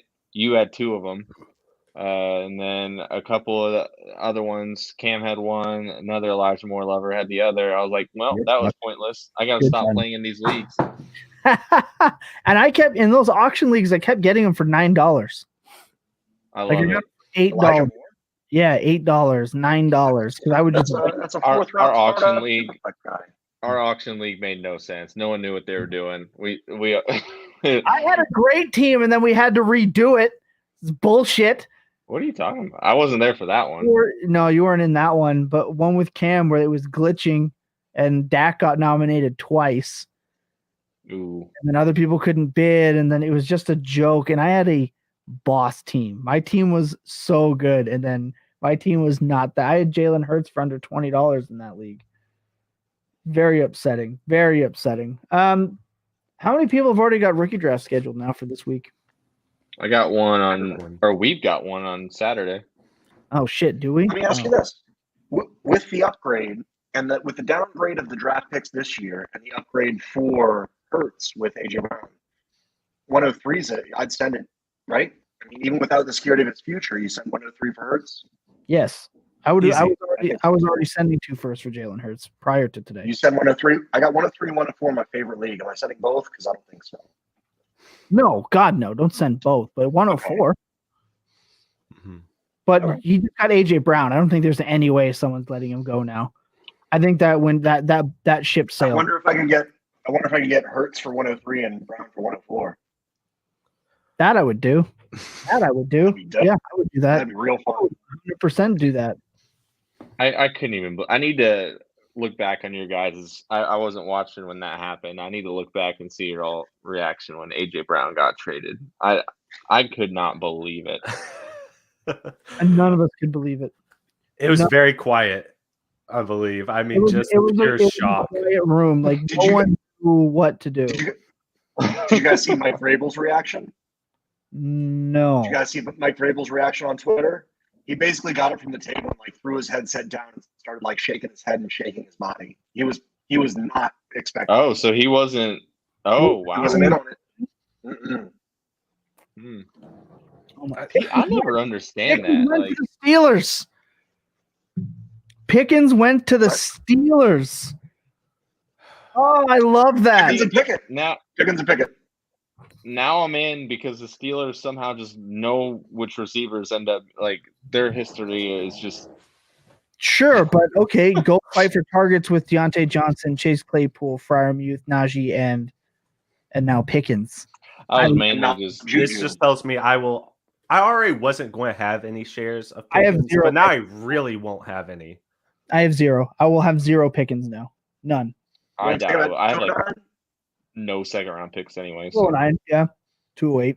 209? Nah, probably higher than that. Seconds this year. I just don't know what to do anymore. 204? Yeah, probably 204. This is. I stocked a bunch of 201s, 202s. So here's one thing, one little strategy thing that I thought was kind of weird. 201 is worth about half on the trade market of what 112 is. So it's been my favorite target all year, and I thought I'm going to be getting Sky Moore, Desmond Ridder, maybe James Cook if he gets draft capital, definitely George Pickens. I was like I was lining up all these guys, and I don't know who's going to fall there, and I don't know who I'm going to want anymore with all these 201s that I got. It's gross. I can't believe Alec Pierce. That's who Indianapolis got? Oh no! Yes. Jacob's gonna be so mad. Jacob's gonna How's be Jacob so gonna feel about mad. that one? Oh my gosh. I can't wait until they come on later on tonight because I think Billy said he might hop on and Jacob might hop on. They might just be afraid to show up at this point with how this is going. Jacob's anger is going to be worth sticking around for. Alec, he might become a Giants fan by the end of today. Yeah, Joe. Oh my gosh. That's interesting. Alec frickin' Pierce. This is unbelievable, guys. Are you ready for Calvin Austin? I'm so ready for 54 to be Calvin Austin. Stop. At this point, I want the madness. And if people are going to keep pushing Sky Moore down, I'm going to get him wherever I can. Sky Moore shoot somebody? Like, did he run somebody over? I'm completely out. The thing that sucks is I have him in a league already, but Chase Claypool's making the Steelers pick. That just makes it so much better. Oh my gosh. Yeah, and Jacob said, this is my hell. Oh my gosh. Thomas, thank you for having me on today. I appreciate this. Oh, of course. Oh my thank you, Thomas. gosh. Thanks for setting this up. Thanks for our yearly annual meeting draft. Yeah. So, dude, you got to start with full tilt too, huh? What's that? I said he got to start from full tilt also. Yeah, well, no, I wouldn't go that far. He was just his first pod experience. So hey, I mean, yeah, I jumped on. Then I kind of moved to. We were building a house, and I moved to an apartment, and I didn't have any room to do anything, so I couldn't start videos and all that stuff. We just got into that new house, so I'm hopefully going to be jumping on a lot more often on these types of things. You got 3 jerseys behind you. You're ready. Yeah, I got a Chase one on the way that's replacing Deontay Johnson too. Why don't you put them all on the wall? They'll fit. Cool, man. Yeah, that's awesome. Maybe, I don't know. Oh my God. Chase is giving Jacob shit right now for the pick. And I just tweeted at him, you guys took Dotson at 16, and like that was my reply. Oh my God. It's a shit. What is happening? The Bears passed on him. The Chiefs have passed on receivers and traded down. Everyone has passed on Sky Moore. Malik Willis is still on the board. Sky Moore. Shot. The Chiefs just took Sky Moore at 54. No, they did? Yes. That is So, perfect scenario. Round 1, Sky Moore still lives. Go. Okay. Thomas, I'm excited, but I hate that too. More. Why? I need you to sorry, go ahead. Well, because like I wanted to get him at value, and I think what they did earlier on was lessons learned, and the lesson learned every single time was bet on the talent, not the landing spot. I was going to bet on that talent wherever he went, but now people are going to go, oh, he's in Kansas City, he has Patrick Mahomes, and the Chiefs, and now they've lost 63% of their air yard production from last year. Somebody's got to make it up. Sky Moore, baby. So he's realistically going 109 now. We're back in the game. Exactly. You're exactly right. Yeah, we're right where you should have gone. Which makes me upset now. Back in the first round. We're good. Cool. I was getting worried. My heart was hurting just a little bit. Oh, that is best case scenario for what could have happened. Because if they passed on him again, I think personally, best case scenario would have been Cowboys at 56. But yeah, Kansas City is a little scary. But I don't really care about Juju. I definitely don't care about MVS. I super don't give a shit about Mecole Hardman. So I think Sky Moore is better than all those guys. So right. Trey McBride. Oh, where'd McBride go? Arizona drafted Trey McBride. Ooh. You know what? Okay, now we're getting it going. I like that spot. Ooh, yeah. In the extension, but he is older than dust. So a couple years by his third year. So are the other time four tight of ends the usually top become 5. relevant. Yeah, that's the thing. It's like so are the other top 4 of 5 tight ends. They're all 30 something. Well, yeah. Hold on. I'm not a fair position to rank the same way. Either you're skipping Mark Andrews or you're skipping Kyle Pitts. And yeah, you're right. So 4 of 6. 4 of 6. Is that fair? Yeah, it's better. All right. Thank you. Thank you, got sir. Kelsey, Gronk, Kittle, Waller, and Ertz. Those dudes are going to ball. They are. And now I wonder if I can trade.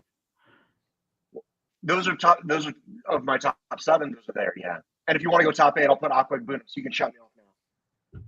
Interesting. See, my in order is Kyle Pitts, Mark Andrews, Travis Kelce, Kittle, Goddard, Waller. Oh, yeah.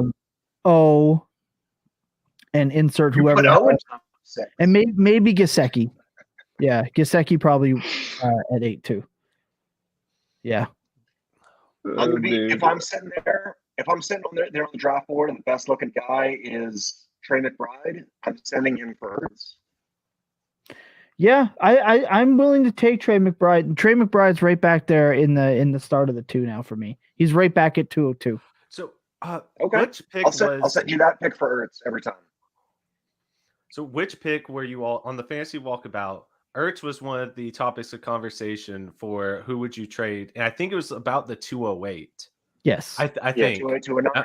Yep. So, I mean, I haven't seen anyone going that high on him, but I don't know. I'm realistically that's going to be something that people are doing now, and it's like they're on the same team. Trade for Ertz. Yeah, I would trade for Ertz and then draft McBride. Sure. Of course I would. I'm team draft tight ends. Like I will draft every young tight end in every draft because you need one of them to hit. That's all you need. You need one of them to hit, and then you have an advantage. What about non-premium? Yeah, same thing. Still same concept. I think tight end premium is kind of a fallacy. I don't like it. I think you just got to play it differently. You got to downplay touchdowns. You got to uptick usage. I don't think so. I think it's the same. I think because if the premium is for all the tight ends, then none of the tight ends really change in ranking that much. Like really go through and look at the difference of those players between tight end premium and then not. Maybe the Tunyons fall a little bit, right? Those 10 touchdowns and that's all they have. But other than that, for the top tier guys, it's not that big of an advantage unless you have one Waller type season where he also scores 13 touchdowns. But he also catches 90 plus passes. The advantage isn't really there. I'll still, if I don't get any of my top 4 guys, I won't touch the tight end position till the end of the draft. I have teams where Granson is my tight end 1, and I'm not kidding. Because I'm not paying up for mid-tier, late-round tight ends. I won't do it. I refuse. You will cut me across my entire body and then pour lemon juice on me, and I will let you before I reach. Nobody wants to do that to you. Sure, Ryan. Ryan, take off, man. I see you say you got to go. Take off. Yeah. When you come back, I'll still be pissing and moaning about Travis Jones.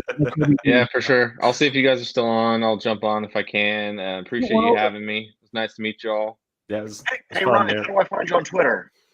What was that?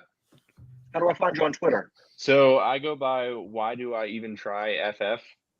That's you. Cool, man. Yeah.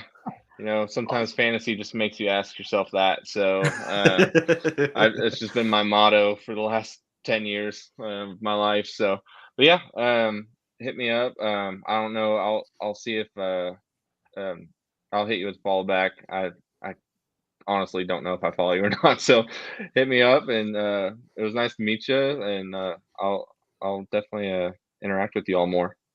Let's do it, man. Love it. Yeah, coming on, homie. Get ready for the next Cam draft. It's coming after rookie. Yeah, for sure. I'm excited. Let's go, buddy. I love it. See you in a bit. See ya. Cheers. So Trey McBride off the board. Dallas is up. Man. So they finally showed the Sky Moore pick on my TV, on like the actual broadcast of it. And I believe you mentioned earlier, and what is your name again, Jester? I'm sorry. Man, it's been a long time. It's Matt Jester on fantasy, and it's Matt Chester in real life. Matt Chester. Okay. For some reason I thought it was Chad, and I knew for a fact that I was wrong. But Matt, you mentioned earlier you had some issues with Sky Moore's tape. And you were like, okay, he's good. There was no flash.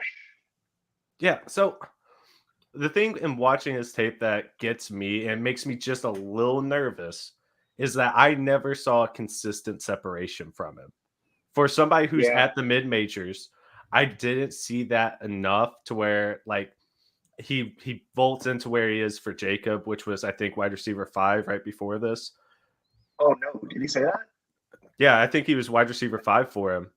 So That's so weird because Jacob's been I mind meld with Jacob a little bit, which I'm really proud of, on players like Ayuk and Laviska, where they've got like serious body control and acrobatics, and it's really exciting to watch them. Sky Moore's not that, which might be a good thing if we're comparing him to Laviska. But he's a better player than Viska Shenault. Like, let's be perfectly honest. He's a better player than Viska was, better prospect than Viska was, better production than Viska had. Yeah, so that is the thing going for him, is he has an elite production profile, even for a mid-major, and he is really exciting after the catch. He consistently dominates people after the catch, and so while I would like to see a little bit more separation, seeing that, I feel like that translates anywhere. And we saw with N'Keal Harry, I mean, and maybe that's not the best example here, but he didn't separate in college a term in the NFL, but he also didn't get those yards after the catch that everybody wanted him to.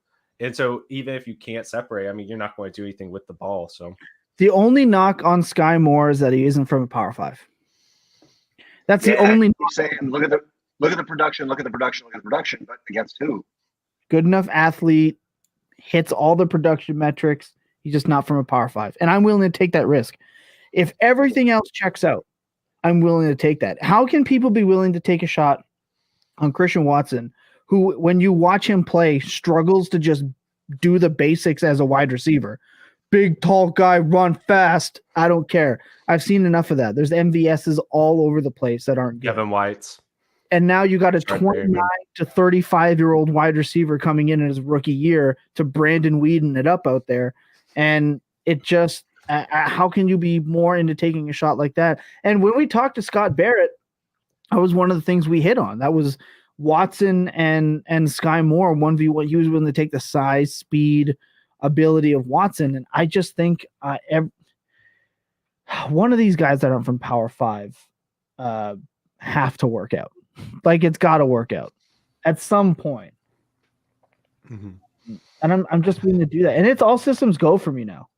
All systems go for me on Scott. Like, I was worried if he fell to the third round, I'm gonna let Dirty keep his jersey from yesterday, but I did call Sky Moore to the Chiefs yesterday, and I'm still happy with it. And I think that was the favorite spot. In the second round, I don't think that his draft capital is going to fall further in rookie drafts than it did if he was going to go in the first round. Yeah. He's still going to be 107. I agree with that. We're going to end up having Chase Vernon pop in. We are going to have Jacob pop in. Yeah. He will be popping in, so we are ready to go. Oh, hello. Here they come. Big Sexy back at home, it looks like. I am, yeah. It's Jersey's it's a sad time right now. I don't even know. I should have ripped this off when we took that total lug of a Alec Pierce pick. That was depressing. It can't be all W's, but you got the W on Wandale. That's true, man. That's like at least all your Joka shares went down. Where's Billy? Because like I need to own Billy's ass for Wandale going round 2. Oh. I think he's now going to avoid the show for the rest of the like that's probably the biggest victory that I'll ever have like in my life was how much shit you and Billy talked about there being no chance that Wandale would get to go on day 2, and he's like, what was he, the second wide receiver drafted tonight? Crazy. I think so. Behind Mechie. No, he went. Things I want to talk about. So this round has been wild to me. Yeah. Jacob Dean is still on the board. I'm wondering if he, I don't know, punched a security guard, stole an old lady's purse. I don't know what he did to deserve this, but Trey McBride went to for Dean. And I actually love the McBride landing spot for sure. Arizona is pretty much one of the top tier spots you could have been to. Ertz is old. He's under contract, but he is old. So by the time he's traditionally ready for a breakout, right? So you're taking him. And Arizona's notoriously amazing at second round picks. Jacob, are you all systems go on Sky Moore now? Did he? Oh yeah. I mean, I was always all systems go. I'm a little bummed that he went to the Chiefs because I think he's going to become virtually unattainable. Yes. The only plus side is, so if he went like first round to the Chiefs, then he's probably the 102. And then he's like really unattainable. Because he went as the 13th wide receiver off the board, I think that there's a chance he's still available in the late first. I will draft him in the late first every single time. I was talking about this on the last show I was on. So I just came off Carp's show, and we were trying to figure out like what we were going to look at in terms of tiers. And we felt like there'd be this tier that Sky would fall into from 1-9 to 111, which would be him and Dotson and Watson. Because we were thinking it's going to be Brees 101. I think we'll see what happens with Walker, but probably Walker 102, or maybe he ends up in the mix with some of those other wide receivers. But then we'll see some mix of Wilson, London, and Burks, probably to 5. Olave, Jameson, Pickett, I think make up the last of the top 8. And that's when I think we start seeing the possibility of, say, a Sky Moore ends up fitting in. So I'm happy to take him at that price tag. Don't get me wrong. But it's definitely like, if he went to the Colts, I would have preferred that, because then I could have got him potentially in the early to mid too. I don't know. What do you guys think? Where do you think he ends up? So for me, like I said, this is all system. I was honestly starting to sweat here on this broadcast that he wouldn't like get drafted at all, and he did something horrific. When you see, oh my God, Thornton go and Mechie get traded up for Tyquan Thornton, trading up for Tyquan Thornton. That was absurd. Belichick is done now. I think he's just done now with his pick yesterday and then today. This could be arguably one of the worst drafts they've ever had. This is what he always does. He always does this. All right, so I literally just put up a tweet over there. This is his Patriots wide receiver selected in the first 3 rounds since 2000. N'Keal Harry, Aaron Dobson, Taylor Price, Brandon Tate, Chad Jackson, Bethel Johnson, and Deion Branch. The only guy in there is Deion Branch that's any good. But this is what he does. He takes these wide receiver prospects that have no business going in the first 3 rounds, and he takes them because he thinks that he's like some sort of wide receiver whisper. I don't even know what he thinks. Like, it's absurd. It's maddening, like the issues that the Patriots have at wide receiver, and they don't bring in maybe a specialist to help them draft wide receivers. Like, it's crazy to me. Let's run this if he down. wants to relive his magic, he just should trade back to 199 every single year. Because there's no use in him making anything before that. Let's ask this, right? So you're looking at a Superflex now that we know where the majority of these players are going. And Superflex drafts, like I said yesterday on the broadcast, Superflex drafts are basically 1 QB drafts now. Like, that's how you have to look at them. You have to look at them that way with this class. What did Lucas, you say 1997 was the last time the first quarterback was taken at 20? Or later, 1997. That's insane. EJ Manuel in 13 at 16, and then the only person later than that is 25 years ago. Yeah, exactly. So you're looking at 101. I still think 101 is Brees Hall. I think that's pretty clear. I couldn't tell, Jacob, when I was looking through your tweets, if your hysterical laughing was that they traded up for Brees Hall or that Michael Carter was dead. It's a little bit of both. Like, I think that it's pretty hilarious. Like, trading up for Brees Hall is a very bad idea. It's the exact same feeling that I had about what the Jaguars did last year. Like, I think it's a very ridiculous decision by the organization, but I think it's an even more ridiculous decision that fantasy gamers had convinced themselves that Michael Carter was a real asset in their lives. And the Michael Carter stands deserve the pain that they feel right now. I mocked Brees Hall going to the Jets in the 2nd round, and it happened, and it's a delight to witness. Great spot. I definitely think that he is the 101 in a tier of 1. Yeah, so I mean, feel a lot better about drafting Sermon before Michael Carter last year, so I gotta lick my wounds a little bit. Yeah. I would have loved for fantasy if Brees Hall and Walker would have switched spots. Like, that would have been a dream scenario, I think, for fantasy for both parties. Walker being able to play first, second down. We still see Michael Carter, staying in there on 3rd down, so he still maintains a little bit of value. And then you have Brees Hall in a workhorse situation where he gets literally all the touches and doesn't have to share a backfield with Michael Carter, who still might share a backfield. Michael Carter right now. He ain't showing shit. There'll be some competition when it comes to that. They're not going to run out Brees Hall in every single down. So I guess not in week happened, one. you would have Not in week three- one. What's up? If that happened, we would have had 3 fantasy relevant running backs, and now we only have 2 because Carter's out. I don't even think that. I mean, all right. So Walker's still relevant, but I don't love that system for him. I love the zone G system where it's a stretch wide zone run to an extent. It's a little bit different from a stretch run because you don't try and find the crease. You try to get them out to the edges no matter what it takes. You get them to the edge, and I think that would have been like the ideal fit. Seattle's system, they like to run their running backs up the middle, try and find the seam in the middle, which worked for Clinton Portis, and I see a lot of Kenneth Walker. Or Clinton Portis and Kenneth Walker. I don't think they're exact same players, but I feel like you could still compare them to an extent when I watch them on film. I don't know. I haven't seen their metrics, but I just feel like they're very similar players. But with this system, like Kenneth Walker, I don't know if he's capable of doing what Clinton Portis did in terms of going up the middle, reading the blocks as they're coming, and then finding that seam and running upfield. Plus, you're going to have to handle 350 carries or whatever, a season from Seattle, which, I mean, we don't know if that's going to be something that he can sustain. So you're fully putting Penny out to pasture, but you're keeping the light on for Michael Carter?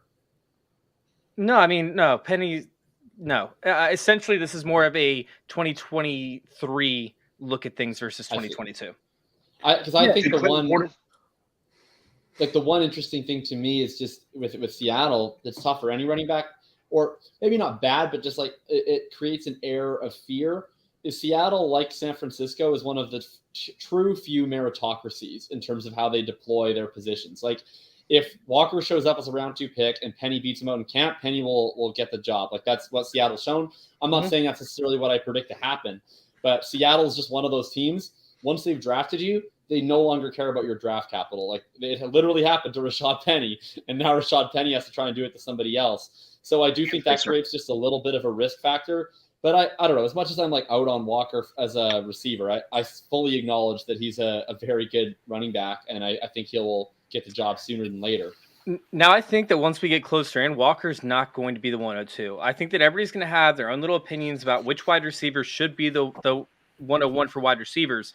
And I think we're going to see in a lot of these fantasy drafts, people are going to take the wide receiver that they like prefer, the podcast they've been listening to, whoever the hype is getting around that they've been watching or following, that's going to be the 102 in most people's drafts. And I think Kenneth Walker could fall to 103 or 104 by the time camp rolls around, or by the time 102 to 105, 106 is going to be really interesting. There's no way to tell what's going to happen. No, it's just going to be the hype trains, and which analysts that are have the 100K followings start endorsing which players. I mean, it's going to be different in every draft, I think. We did this, Chase, I think you were gone by then, but we did this at the very end of last night's show where I went around, we had 8 people on at one time, and I had everybody to give their 102, and we ended up getting 5 different answers. And I think that's what we're going to see. We're going to see, exactly. We're going to see drafts where it's Walker. We're going to see drafts where it's London. We're going to see Wilson. We're going to see Burks. We might even see Pickett if you're really quarterback needy. It's going to be. Maybe we'll even see some crazy people take Christian Watson or Sky Moore 102. It'll happen some league somewhere. No, and that's just it. I just want a huge shout out here to our someone who's never been seen full tilt, What's but up, guys? But has been combative on the Twitter streets, especially when it comes to Deontay Johnson. Maddie, this is FT_Maddie, the Full Tilt Dynasty media handler and researcher. Are you ready to go to bat for Deontay Johnson versus Pickens now that Pickens has a draft capital? How do you feel about Pickens stealing all of those beautiful Deontay Johnson targets? I don't believe he does. But that's what's up. Yeah. No, I don't mind the pick. I wasn't that high on Pickens, coming out. I don't mind him, but he doesn't scare me off of Deontay. That's for sure. Does Pickett scare you off of Deontay? Because he kind of should. Yeah, I don't love it. Yeah, I don't love it. It's something I could see not working out for them long term, but hey, you guys got Marcus Mariota there. You're good. Huh? And they You guys got Marcus No, he's Mariota got there. Mitch You're good. Trubisky. I mean, I'm sorry, Mitch Mitch Trubisky. Trubisky. I Yeah, apologize, Mitch Trubisky. Sorry So about that. to me, they're all sorry. kind of the same. He is a UFA after this year, so it's a long game. I'm not excited about Pickett, but we'll see. Chase, I have we'll see a where. question for you. Yeah, what's Because up? you're plugged in. Why is Jacoby Dean falling this far? Like, Injury concerns. So Is that I think he actually has knee why? issues or something along those lines, but I still Oh. don't think that that's like a real thing. Like that's so I posted what you got. Well, I mean, like, just think he doesn't play a premium position on defense. He is already undersized, and everybody wasn't expecting him to test well. yeah, Chase, He you're can good. be an extremely smart player, but whenever you fall into those three categories, it's hard to spend a premium pick on somebody like that. Am I Unless you confusing Devin truly Lloyd believe and in him. Dean? Yeah. Okay, I was right. Yeah, he has injury histories. Injuries? Yeah, injury that history. bad? Like Jalen Smith had arguably some of the worst injury history. Yeah, but Jalen Smith was a top 10 pick before he got hurt. Jacoby Dean was Pro Football Focus 19th ranked player overall, and I take what you will for PFF, but he's not a schlub. But a top 10 upside type player has, more desirability than a top 20 possible player, like Sure, and like get that. it would have to be like a certain player or a certain team would have to value this off-ball linebacker in order to make a pick or risk a top play on him. And yeah, if it was a top 10 type player, we're like, oh man, this guy's uber talented, yada yada yada. But there's a reason. There's already one red flag or two red flags to drop him down to 20th. Right. So now you have a third red flag that could mean that he couldn't even be relevant to your team because he could get hurt. So when teams are evaluating like risk versus reward, okay, like there's a lot of risk here or there's limited reward. And the one red flag is injury history. Okay, no, I understand that. I was just curious because, again, seeing how much he's talked about all the other off-ball linebackers being drafted, I can't. I thought maybe he did something not great, like Tunsil level not great. Outside of Devin Lloyd, has there been another middle linebacker drafted? Troy Anderson just went. There's been three, I think. Oh, yeah, Quay Walker was a shocker for me. I thought he was going to go like mid-second, maybe late second. Troy, you got a lot of steam late in the process. Who did Troy Anderson just go to? Atlanta. Atlanta took him at 58. Yep. Okay, I missed that. Yeah, that's right when I was on the show. That'll be the replacement for Foye Aluakon. Yep, 100%. That's you nailed that right there, Jacob. I don't understand them again not taking. That's an IDP stud right there. George, Holy shit! Right? There's a helmet scouting connection. When does that not pay out in NFL drafts? It's like one of the lead narratives. No, but he's going to rack up a ton of tackles over there for Atlanta, who struggles to fill gaps. Like that's going to be an IDP like stud, and that's going to be really on like low on people's radars, in my opinion. I hate that the Bengals just made a really good pick. What they got? Hey, he wants to talk. I don't know what his name is, but he wants to say something. Well, Maddie and the little one there is Dean. most trash over there. Like I feel like I got to come over there right now. Like Yeah, right. Hey, but speaking of the Steelers, I mean, if you like Claypool, I mean, I think they clash. Pickens and Claypool definitely clash. Yeah, I think. Who do you think plays slot and three wide receiver sets now? This is a Matt Canada system. This is exactly what they want from their system. They want to get the safeties and the cornerbacks off ball. Like they want to make sure that they press them as far back as they can because Matt Canada's system thrives off of running quarterbacks. So if Mitchell Trubisky has a lane opportunity and they run bootlegs, they get him outside the pocket, you're talking about 4 to 5 yard gains easily, like minimum on every single play that he has an opportunity to run. So then you have to take that middle linebacker and use him as a spy. When that happens, it's going to open up the slot position in the tight end. Freiermuth is gold right now. Like this is exactly what Matt Canada wants to run. Like this is the ideal system. Get the guys deep who can actually make plays, who can catch the ball, not just like, like guys like Jalen Guyton who, run fake routes the whole time. Like get guys who can actually make contested catches and who can win downfield and then win underneath with your rushing quarterback, with your tight end and with your slot receivers. Like this is perfect. And Najee Harris. I also wanted to shout out that they had Claypool announce it, so I want to give Tyler O a shout out for on Twitter for mentioning that it was That's weird. pretty funny. Chase Claypool announced his replacement. So That's not his replacement. They want 2 deep receivers. I want to know though. So who does play slot now in 11 personnel? Because they've always had a really obvious slot. Like it was Juju, and then even when Juju went down, it was Ray McLeod, who's obviously a pure slot. Nobody on that roster now has ever played slot in the NFL. I think Deontay certainly could do it, but he's proven capable enough to play outside. I would rather leave him there. What do you think of Claypool? Because I honestly would love to see Claypool in the slot. I just with his after the catch ability, I think it would be fun to at least try and see how it works. So I think on first and second down, I like that idea. Yeah. On first and second down, they're probably gonna have Claypool play in the slot for like running situations, right? So they have a bigger, more physical slot guy blocking. No, not at all. Pickens opted out of run blocking. Yeah, so they can't have Pickens do that. Meanwhile, Deontay Johnson's a little bit too small. So I think they like first down especially, you're going to see a lot of Claypool in the slot and primarily for run blocking ability. And then we're going to see them shift Deontay Johnson into the slot on third down. So was it Matt Canada at Pitt at some point in time while Pickett was there? I'm not sure. Well, I mean, he had a lot of opportunity. Pickett was there for like 27 years. True. But I'm pretty sure. I gotta go, guys. I'll be back in a little bit. Hey, see you later, buddy. Yeah, I'll be back in a little bit. But yeah, I'm pretty sure Canada was there, and then he went to LSU for a season before he went to Pittsburgh. So maybe it makes more sense that they drafted a clone of Mitchell Trubisky, but this is just Is Pickett a clone of Trubisky? Oh my god! What's that? Does Pickett do what Trubisky does? His tape just looks so similar to what Trubisky did in college. Throws picks like Trubisky.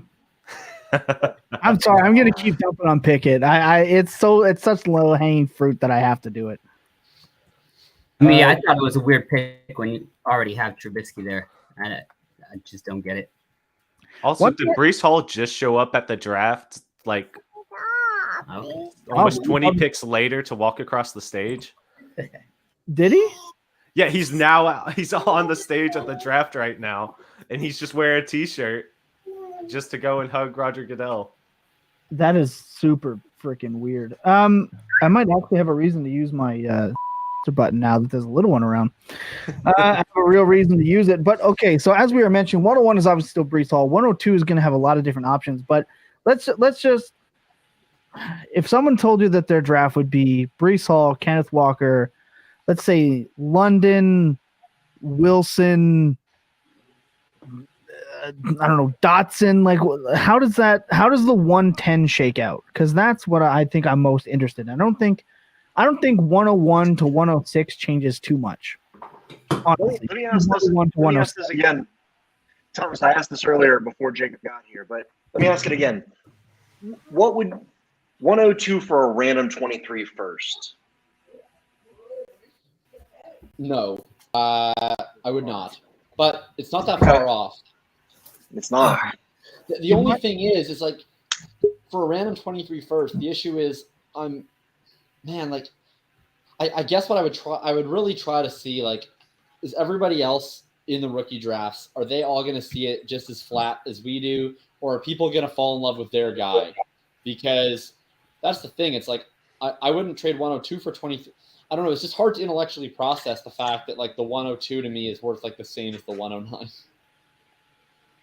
And that's the hard part. When Matt asked me that earlier, it was, I would want that plus, but I think even if it was a smaller plus, like a 202, 203, I think I would do it. I think that would be enough for me to do it. Also, Chase, that was the shortest show appearance I've ever seen. I saw, like, I was sitting here looking at my screen, and I saw, like, the 1 right next to the 6, and I thought it was 71, which is when I'm supposed to be on the show. So I was like, oh, shit, like, I'm going to end up being late for this. So I freaked out and hopped That's off. funny. Then I realized it said 61 at 71. So I'm glad you're back. But that's why I'm kind of curious. Like, the 109 to 112 becomes the most interesting part of the draft to me. Like, in my opinion. I mean, I think most people hate Dotson to the amount that Chase does, to not. Why do we have to bring up Dotson? Like that was yesterday. Why are we bringing up Dotson again? Do you understand like how pissed off I was yesterday? Yes, I do. I got That's so bring it- hammered after my. I probably got hammered during my shows, to be honest. Like I don't even remember the last 5 minutes being on the show. But it was bad. Like I got really like depressed, and I don't drink when I'm depressed normally, but like that was sad. Like I got really. That's what I mean. So Dotson, you don't think is going to go before 108? I don't think there's any way that even as DC pushes him before 108. No. Oh, I would take him before. I would take him before 108. I think. Well, okay, we'll try it, but name him off, right? So then who is he going ahead of, right? So let's go through. Okay, so Breece Hall, obviously not going ahead of Breece Hall. Remember this. Just tell me when you're taking Dotson over the name I say. Okay. Let's go. Hall, No. Walker, London, Burks, Wilson, Olave, Williams. Okay, over Olave. Okay, Jameson. Maybe Williams. Aim Williams. Williams for sure. Olave is like a toss up. But like, Yeah, I'm not you doing guys, that. you have to realize like you're playing not only with one lottery ticket but two when you go with Olave or when you go with Jared Goff, because you're playing a lottery ticket on each one of these quarterbacks and the player themselves. At least with Carson Wentz, you know, we know that he's going to be there for a couple years, and he actually is accurate while passing downfield to speed guys. Plus, Terry McLaurin, there's a good chance that he's not going to be there because when you look at what Washington done over the past few years, they spent a shit ton of money on Curtis Samuel. They spent a good amount of money on Adam Humphries for whatever reason. That was stupid. They drafted De'Ami Brown, so they're tied De'Ami Brown with draft capital in terms of a third-round He pick. went round 3. He's done. But I'm just saying, like, we end up having, like Terry McLaurin, like, I don't know if they can re-sign him to a massive contract with the amount that they've already invested in this. Like, they might just let him walk and take a third-round pick for a compensatory pick instead of going after that. But, I mean, the organization is absolutely ridiculous, and I'm so frustrated right now with Washington as a whole. But what if Jahan Dotson is the starting wide receiver and Carson Wentz pans out, you know, to a decent amount? I'm not saying that he's going to be great, but he's okay. He's decent. What if Carson Wentz pans out and all of a sudden Jahan Dotson is the wide receiver 1 for Washington and you see that skyrocket? I'd much rather play that lottery ticket than play a lottery ticket with a rookie quarterback after having a bad year with two different quarterbacks, especially with the Saints who don't want to run. Sure. They don't want to pass, they just want to run. If we talk about Wentz working out for Dotson, what's his absolute ceiling then? Michael Pittman Jr., in which case I wouldn't take. No, Wentz was good with speed receivers back in his time with the Eagles. I don't remember. So you could just eliminate part of the words. Wentz was good back in his time with the Eagles. Yes, you could. Yeah. Right, Wentz used to be good, and then he became not good anymore. But he didn't have any receivers with the Colts. He had Pittman, and that was it. And you don't even like Pittman, so I don't even want to hear it. I mean, yeah, I'm not a big Pittman fan, but I mean, Pittman is still like a solid NFL receiver. Like, I think he's been a little overrated in Dynasty, but he's absolutely like a good NFL wide receiver. I don't know. I guess I look at it differently. I think the Washington Lamb spot was my least favorite of the first round, and then on top of that, Dawson's just my least favorite of the 6 wide receivers that went in the first round. Yeah. The reason why I don't like it is like what you mentioned. Wentz might be there for a couple of years, and to me, like Wentz is okay. Like he has like some base level of competence, but to me, I would just way rather take a shot on the unknown and just hope that I strike gold on a rookie quarterback because I'm trying to chase ceiling. I'm not trying to get like a wide receiver 2. I'm trying to chase a ceiling option. So I would rather shoot for the moon that Zach Wilson develops into a star quarterback, or that Atlanta or Detroit is able to hit on a star quarterback next year, rather than like, I don't know. It's just like Carson Wentz is wide receiver 2 seems like a sad existence. Wide receiver 1. I mean, if they trade Terry McLaurin, then that would make a big impact. I think they would just let him walk in free agency. That would be really awful. It would be. I know. I've been part of this organization my whole entire life, and it absolutely sucks. But I'm just telling you what types of things, we see from Ron Rivera, and it's horrendous. It's the reason, like, people aren't realizing, like, these picks that Ron Rivera are making is why the Carolina Panthers had more losing seasons than winning seasons under his watch, and why his rosters are always so talent deficient is because he cut his depth, guys like Matt Ioannidis, and then went and drafted the guy who he's cut replacement. So now instead of bettering a position of need, they just add depth to the defensive line when they didn't need to because they didn't need to cut Matt Ioannidis. That was absurd. After they told Matt Ioannidis that he would be cut. It is maddening to be a Washington fan because of stuff like this. And although I do not like the Dan Snyder time when he was tinkering with the team. At least you had some sort of hope. I mean, Ron Rivera's just ripping the hope out of our souls during the offseason. Oh, we got a running back. James Cook just went to the Bills. Oh, I love that. That's interesting. Yep, that's. I mean, they've been telling everyone. You're muted, by the way. Oh, They have been telling literally anyone who will listen Right. all offseason that they want a pass catching running back. So definitely not a surprising pick. Fun pick. and Yeah. I love the Round 2 draft capital, third running back off the board. DC is good, Nope, baby. You're Second muted again. round. You're muted. Me? No, top No, right. Matt, I think you're muted. Oh no, he's just Hey. yeah. That No, man. he's been trying to talk the whole time that I've been making comments. Second round DC, man. Yep. So yeah, James Cook 202. You happy with that now, right? Yes. Oh God. Oh God. It's- Yes. Yeah, I mean that's I round love, 2. I love that you're remembering the walkabout pick value charts. I love. Guys, I collected a bunch of 201s, 202s because they're literally half the price of 112. Yeah. So I've been collecting all of them that I possibly could, hoping for Sky Moore, George Pickens, Ritter, James Cook, and finally one of them is worth a 201. 202. Finally. I tweet in all caps that James Cook got second round draft capital of the Bills. Excuse me. Could you lay off until I get him? Absolutely not. It's all- Is it worth that early of a pick though? Like I feel like he's still a third rounder. Who else is worth that early of a pick? In rookie drafts? Once you start doing digit numbers, there's I don't know. Robinson. Well, I mean, Robinson Jahan drafts Dotson just Dotson possibly 102. made it to 109, right, or 108, or Yeah, whatever. and James Cook is now round 2 running back for an elite offense. Yeah. That's that doesn't pass to their running back. Easy 201, 112. I mean, no, they'll pass to the running back a little bit. I mean, they have A little. the least You just said efficient. they'll pass to it a little bit. Like, come on. Yeah, but they have the least can I ask you- efficient pass I wanna catching ask running you this back in the question. league. Now they have a good pass catching running back. They'll probably throw more to their good pass catching running back. They So, also throw a Chase. lot, period. So the pass rate is less important than the raw targets. And he's a good runner. Chase, Yeah. do you want Jahan Dotson or James Cook and Curtis Samuel? Because you could probably do that. Wait, are you? We're talking about Jahan Dotson. Yeah, fantasy. over right? those two. Oh, Yeah, I'll take the other two. I'll take the Yeah, depth. I would take Jahan Dotson. I mean, Jahan Dotson has a much higher upside than I think either one of those guys, and I want the upside play on that. Just because like that's also super volatile. Like you have James Cook who could be very good or he could be nothing, and then you have Curtis Samuel who could be very good or he could be nothing. But I think Jahan Dotson could be elite. So I want the guy, and I'm not saying that he's going to be. I don't like the pick. I'm not saying that he's a lock to do it, but there's an avenue for him to become elite. Man, I like so I think James Cook has higher upside than you give him credit for. I think the Bills are way too sharp of an organization to spend a round 2 pick on a satellite back. I think they're taking James Cook in round 2 means he's their future running back. Cool. What are you talking? They've been And taking if not running backs in the third round.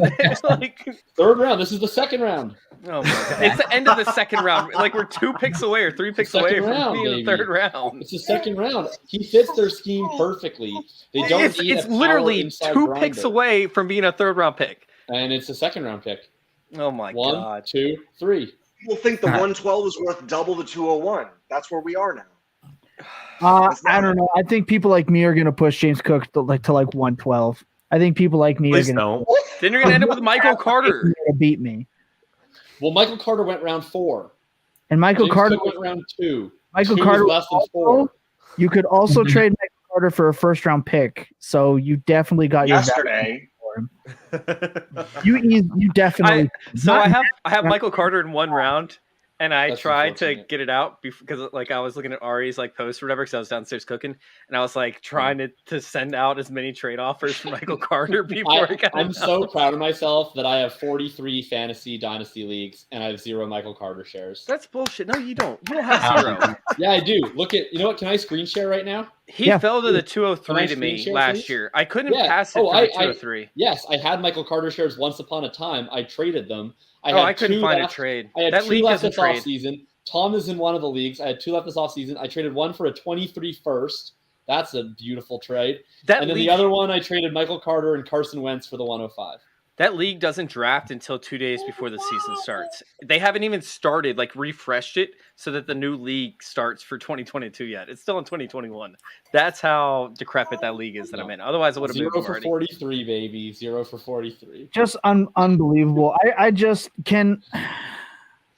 Tom, both our favorite players went round 2. Can you believe it? Cook at the combine, and people were like, "He's really bad. Too bad he can't break a tackle. He's gonna suck. Oh, he's not very good." Second round DC, baby, with the athleticism in the hands. That's all I need. If he can eat a sandwich, like I said yesterday for Linderbaum. He can eat it. I don't have a sandwich with me this time as a prop like I did yesterday, but he can eat a sandwich and he can get his weight up. And if he ever goes over 200 pounds, I'm controlled. He'll still fall behind Brian Robinson and both Whites if they get drafted in the third. Not for me, that's for sure. Hell no. In most cases, I'm not going to say every single draft. Like if Someone Brian, said you got the exact same draft capital as Bruce Hall. Are you talking about Carter or Cook? Cook. Yeah. Tom, how about the fact that our two favorite players both got unexpected round 2 draft capital? Wan'Dale Robinson, James Cook, big win for the brand. I've been wanting to ask you about this, Jacob. How do you feel about Joka now? Oh man, I hope he gets traded, but I think it's fine. I don't know. The Giants, to me, I think they're going to run a lot of 10. So if you look at what they've done this year, so Brian Dable, not last year, but the year prior, they ran 10 personnel on about 40% of their pass plays. And you look at what they're building now with the Giants. Wan'Dale's a slot only. Shepard, if he ever plays again, is a slot only. And then you have Galladay and Slayton are outside wide receivers. Tony, I think, can be an inside or an outside, but certainly I think profiles best as a slot. I don't know if he's going to end up on the roster. He's on the block. If he gets traded. Yeah, he's on the block. So either way, though, they clearly are drafting multiple slot wide receivers. And the only tight end they have of note is Ricky Seals-Jones, who's not a tight end of note. So I would expect that they're going to play a lot of 10 personnel. That means I think Wan'Dale's going to get on the field early. It's a fantastic system for him. You think about the Brian Dable offensive system on how they funnel targets to the slot wide receiver. Look at what Cole Beasley did in Buffalo. People were saying, "Oh my God, what's the best case scenario for Wan'Dale Robinson? Cole Beasley, Jamison Crowder?" Well, those are the Bills slot wide receivers the last 3 years. So he's going to this system that's pretty perfect for his skill set.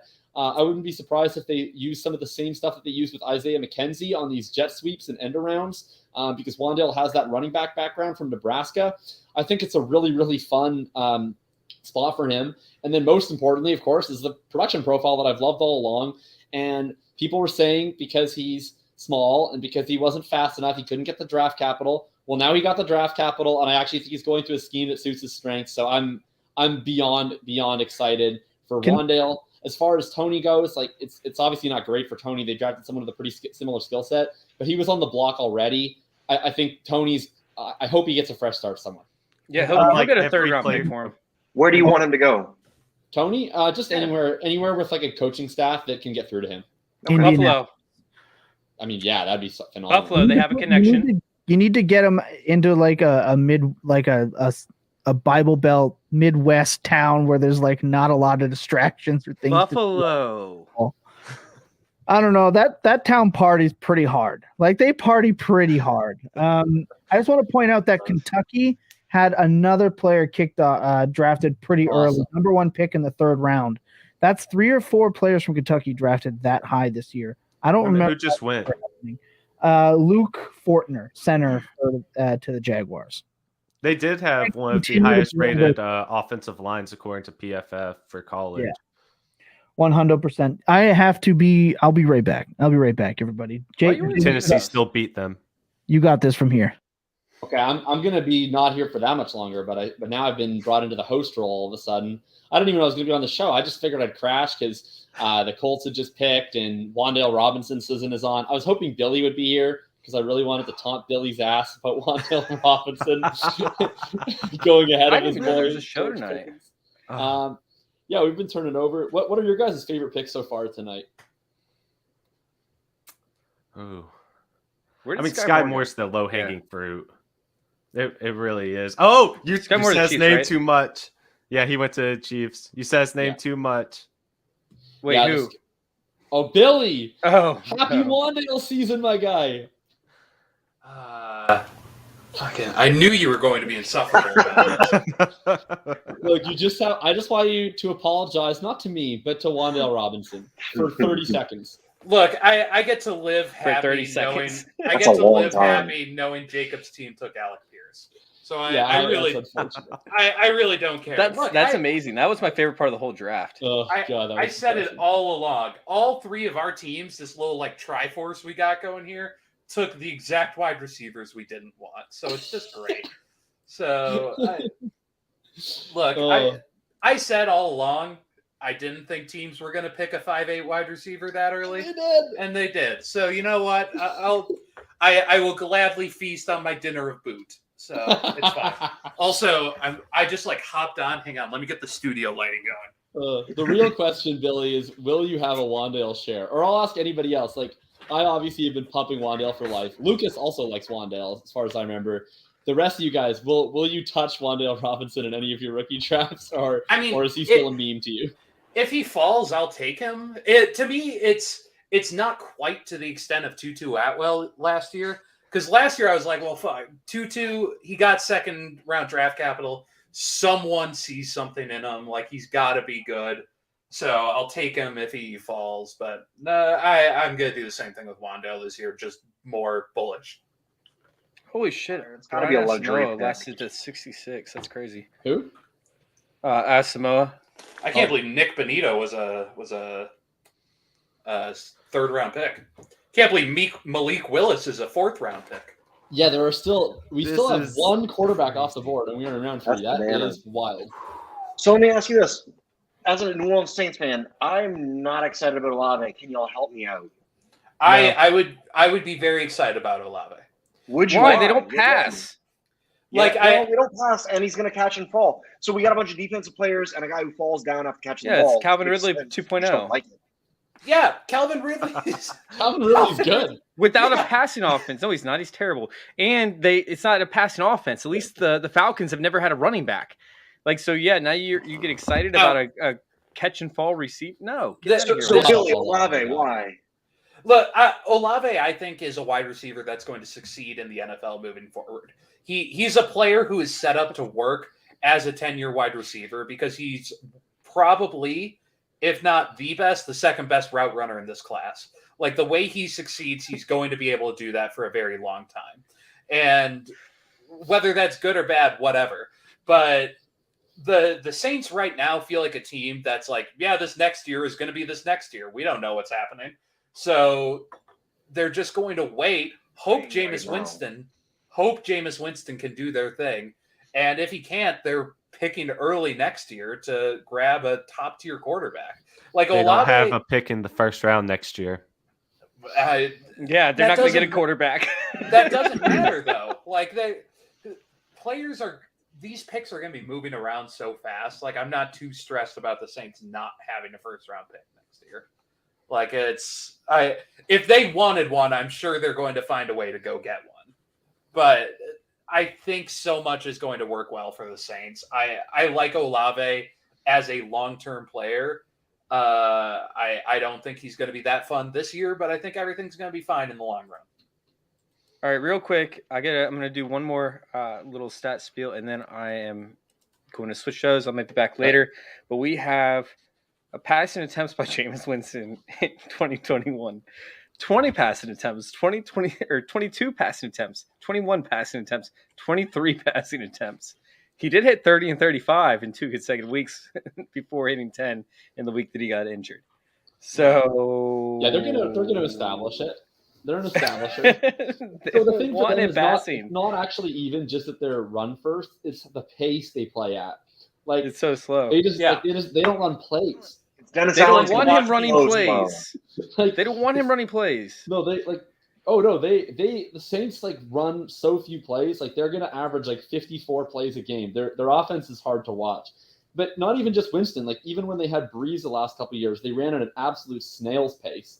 Yeah, the year before that, like the year before they slowed down, they were astronomical. And then it was like, okay, Breeze doesn't have a big arm. Let's just make sure he manages the game instead of making mistakes downfield because he can't get it downfield. I don't think that's like the end of it. All right, welcome back. I'll be back, guys. I gotta hop off here because I got plans later on. But this was a blast. You guys are crushing it. I'll make sure to plug you guys on the way out.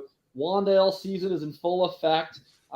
James Cook season is in full effect. Sadly, Alec Pierce season is in full effect. Hey, remember, while you're in Winnipeg, hit me up. Of course I will. I'll be here for the next week or so I'll hit you up 100%. Sounds good, homie. See you then. Have a good one. See you. I love Jacob talking about the show like he isn't one of the main 3 hosts on this. Like, I'm going to plug y'all. It's going to be great. Tom, I'll make sure to hit you up the next time I'm in Winnipeg. Like, some people get too big too fast. Oh, that dude is a star. Yeah, for sure. But Billy, how are you feeling right now? You traded up. You got your guy. You didn't reach for him in the first round. Look, this is the same thing This is the same thing I was saying yesterday. Titus O'Neil is on my screen. Sorry. This was the same thing I was saying yesterday. I just wanted them to take one. That way, I just know we're getting one. Like every pick the Packers did not take a wide receiver was an extra 4 hours I had to sit there and go, Sammy Watkins is our wide receiver 1. So now I don't have I forgot he was on that team. Yeah. So all this Dean is okay. Sorry, go on. Yeah, I just saw that too. N'Kobe Dean reportedly declined surgery, and now it's a major concern / red flag. Yeah, decline shoulder surgery. Oh wow! Now we know why. Now we know what's happening. Finally, Also, I have been pissed. Also, Yeah. Tom, I want to give you a shout out. The Ravens are nailing this draft. Yes, Yes, they are. David Ajabo. I didn't like. So we were on air when that pick came in, and I was disappointed because I want Dean. I was like screaming every pick that he should have been gone. Now that I know that it's health issues, I want them to take him in the 3rd round now. But I do love that pick. I think there's no way he plays football this year. Tearing his Achilles only like a couple of weeks ago. I don't think there's any way he plays, but I mean, you're playing the odds, right? He was a top 15 pick before that. You might have been higher than that.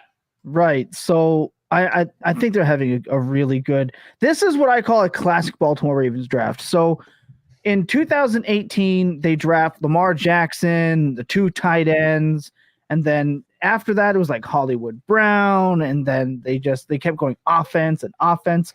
This draft is very much an Aussie draft. We're At least officially hitting picks. I don't know these players. We've hit the range. The Giants' latest pick, Joshua Zadua. I might have just butchered that. I gotta feel bad. Zadua. Yeah. I do not know this player, so we PFF, didn't. PFF has it as a below average pick. Yeah. I even knew the Chattanooga State guy. Y'all are. We're in the Amir Smith-Marset level of like sexy sleepers. Amir, ISM, ISM. There's so many. Like, this is still the beginning of the 3rd round. These are still premier picks. For me, it's after the 4th round. I will stop knowing who these guys are after the 4th round. Every round that Amir Smith-Marset or that the Vikings don't take a wide receiver, Amir Smith-Marset becomes a sexier. I've been grabbing him with like my last pick in every single startup, and it makes me so happy. This is so much fun. Don't they have that dude that everyone was touting as like the next big thing? You mean Amir Smith-Marset? Yeah, he's there. No. The guy that had big games last year. What the hell? I can't even remember. Justin Jefferson. No, the other guy. Adam Thielen. The other guy. Amir Smith-Marset. It was. I played one game. He had 120 yards. Ryan, you're back. He pulled it in. What's up? Why am I even doing this? You just Close enough. You just missed Jacob. Jacob just took off. But I know it's all good. I didn't. Celebrity spotting. I saw Kobe Dean for a second, and it said Dolphins. Did they trade up to draft him? I can't be happy with James Cook. I just want to go back to that for a second. James Cook is KJ Osborne. There you go. That's it. Oh, you're right. Look at Barry. Barry coming in and dropping the fantasy football knowledge when all else of us have forgotten. Barry. Oh shit! It's Maddie. Yeah. Hey. Can I just for knowing who that was? Shout out to Barry. Look at him in his 275 dynasty leagues that he's in. He's dropping the knowledge. Seriously, And none of them cost money. that's not all of it. He's getting there. That's what I do. He says that's funny. Look, Right. I think we're at a point now. Oh yeah, I was just talking shit. So James Cook, folks, I want an honest answer. Oh my God. What? The Titans just went on and spoiler alert, did not take Malik Willis. So No, they didn't. this guy's Oh just my gonna gosh. keep going. Oh my gosh. That's crazy. That is fucking bananas. Yeah, this is getting insane. PFF had the fans of PFF users picked Malik Willis. What the hell? Who is James Roday Rodriguez? He is Sean Spencer from Psych. Oh, he I is. was thinking the same All right, thing, all James right. Roday. And I really do like this pick for Titans too. So I just want to ask, what's the earliest you guys are taking James Cook now that he has round 2 DC? 201, 202, 202. Okay. I was going to say That's the earliest? 112, 2-1. Wow, he's in the first. That's Okay, fun. Billy. I was gonna say like 109. Yep. Oh. Like Shit. right now, the way I'm viewing this draft is there's the two quarterbacks, Pickett and Malik Willis, just because he's Malik Willis, the 6 wide receivers. Then after that, every pick is the same pick. I find Yeah, it right. even reference Willis because he's dead to me at this point. I just Yeah. won't now, unless it's in the mid second round. This is bizarre. Like Malik Willis It's is now crazy. Desmond Ritter. so, this is why I agree with you at 109 for James Cook. You guys remember the draft where Keyshawn Vaughn was going at 107, Yep. right? And, like Took him over Justin Jefferson. right, and James Cook Yikes. is going to the Bills, folks. He's not going to a schlub organization, and let's face it, Singletary is garbage. James Cook could be this year's Zach Moss. Okay. Whoa. Nice Those are having fighting you. words here. It was great having you. Out of my draft room. You're I done. think I shoot my balls for this. Oh, yeah, exactly. No, he's definitely better than that. So I think the highest at this point I'm willing to go is 108. Just like Wow, that's amazing. yeah, because look Well, at it. You're gonna get Brees Hall 101, Kenneth Walker 102, and then you're rattling off 6 receivers. So it's Sky Only Moore. 6. Sky I'm Moore. really James Cook, the excited about third Brees Hall. running back. Yeah, third RB. Whoa. Second round DC. So then you're getting Cook, Hall, Walker, Moore, Dotson, maybe Watson. I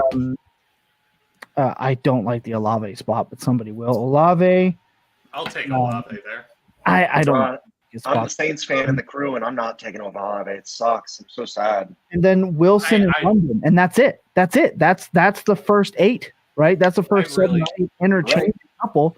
So yeah, I'm gonna take Wandale. I'm not taking above him. I'm not taking Mechie above him. I'm not taking. I don't even think I'm taking Dotson above James Cook at this point because I was calling Dotson Rieger 2.0 when we were doing our rookie stuff. Like I don't care about him at all. This draft got I so think- weird that Cook is a comfortable mid-first. He's upside for me at this point. You got second round DC to the offense that everyone was craving Brees Hall to go to. If Yeah, we you're were right. Brees Hall to go there for opportunity and DC and whatever and his pass catching ability, then why are we giving James Cook a huge bump for going to that same offense with his pass catching ability? You're Because right. Devin Singletary is in his way. Devin Singletary is going to be done in Buffalo coming up, if I'm not mistaken, next season. This is his last season. Zach Moss is in his way. I don't care about Zach Moss, and no one on earth, Buffalo doesn't care about Zach Moss. All right, Tom. No, and you made a good. Go Go ahead. ahead. I was gonna just say you made a good point. Even if you don't plan on keeping James Cook on your team, you draft him there and then you move him because people are gonna vault him probably higher than you have him. And You know who's going people are to moved like you did. You moved Carter for a Tom 23 Lee. first. Be able to move. Yeah. him. Tom Lee is the running back drafter. He's the quarterback, and since quarterbacks are gone, Tom Lee's just going to start snagging James Cook now, like right before me all the time, like a dick, a polite dick, but a dick. I know you're still watching, Tom Lee. Oh, oh yeah. And like you don't need to bleep as long as you say polite, whatever before whatever you say, it's fine. Yeah, politely, you can go dick yourself. How about that? So honestly, like the realistic expectation we can have for James Cook and his production is probably somewhere between prime James White and current day JD McKissick. And James White gave you an RB1 season. Not just that, he gave you a top 8 season. Oh, yeah. And he gave JD McKissick's an RB2. I was going to say, even McKissick, player that I have been collecting with fury this year because he has standalone value. Cook is going to have standalone value in that period. And I just don't see a world where Josh Allen continues to be a bowling ball at the goal line before Buffalo's like, hey, could you not now? Like, we'd appreciate it if you couldn't. We had you for years. Why do we want to hurt you? You're muted, Billy.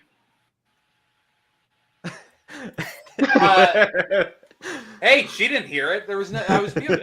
The only format I legitimately think James Cook is going to be great is like just a no-go for me is sorry, hang on. Is going to be redraft. Like, I just think I just don't think I'm taking James Cook. Also, what's this Bears pick? Oh, wait, it's coming in. Don't tell me. Wait, Velas, the 25-year-old Velas? No shot. That's the nail in the coffin. He's 24. Me and him have the same birthday. Where did he go? Nice. He's the same age as Christian Watson, so I don't know why everyone's complaining. No, I'm excited for this. I know, but I'm saying Velas Jones is closer to Christian Watson than he's not. So where is he? Wait, whoa. What the hell was that math? That didn't make sense. Where's Velas? Speed, size, I don't care. He's closer to Christian Watson than he's not. And he played at Tennessee, not in North Dakota State. Like, I don't know. People are dumping on Velas Jones, but I'm super bummed they're using his USC pictures on here instead of his Tennessee pictures, but that's just me being petty, I guess. Wow, Lucas, I like you.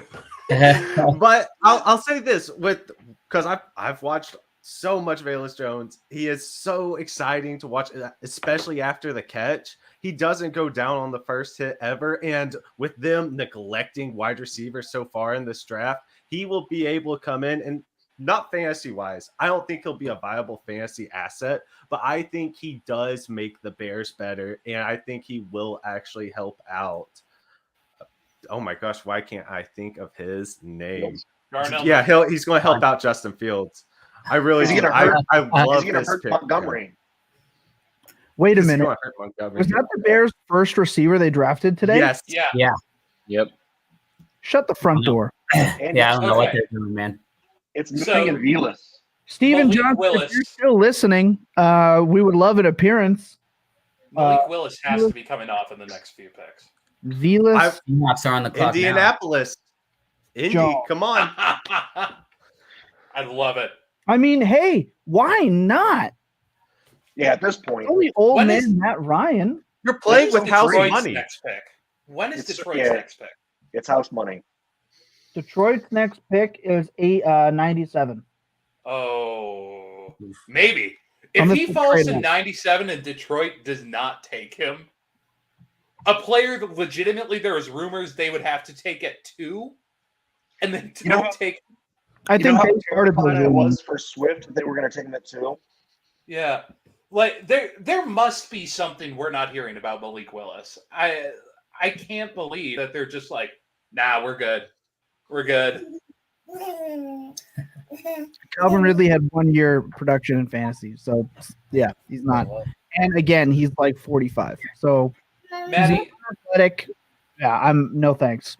Maddie, I'm real upset to ask this. Were you on last year's draft show? No. I wasn't. Okay, I didn't think so. All right, cool. Maddie wasn't with I was pretty far gone by the end of that draft show. So Yeah. We had Tom Lee and Kieran. We're on. Yeah, I remember Kieran joined, and there's a great audio clip of me going, Kieran, like the most not Billy thing I'd ever do. Maddie's a new favorite in the full tilt. I think he's one of the more recent and one of the more loved. I love Maddie. Maddie's been around since the beginning. Delaney Woods. The Colts took Delaney Woods. Oh, yes.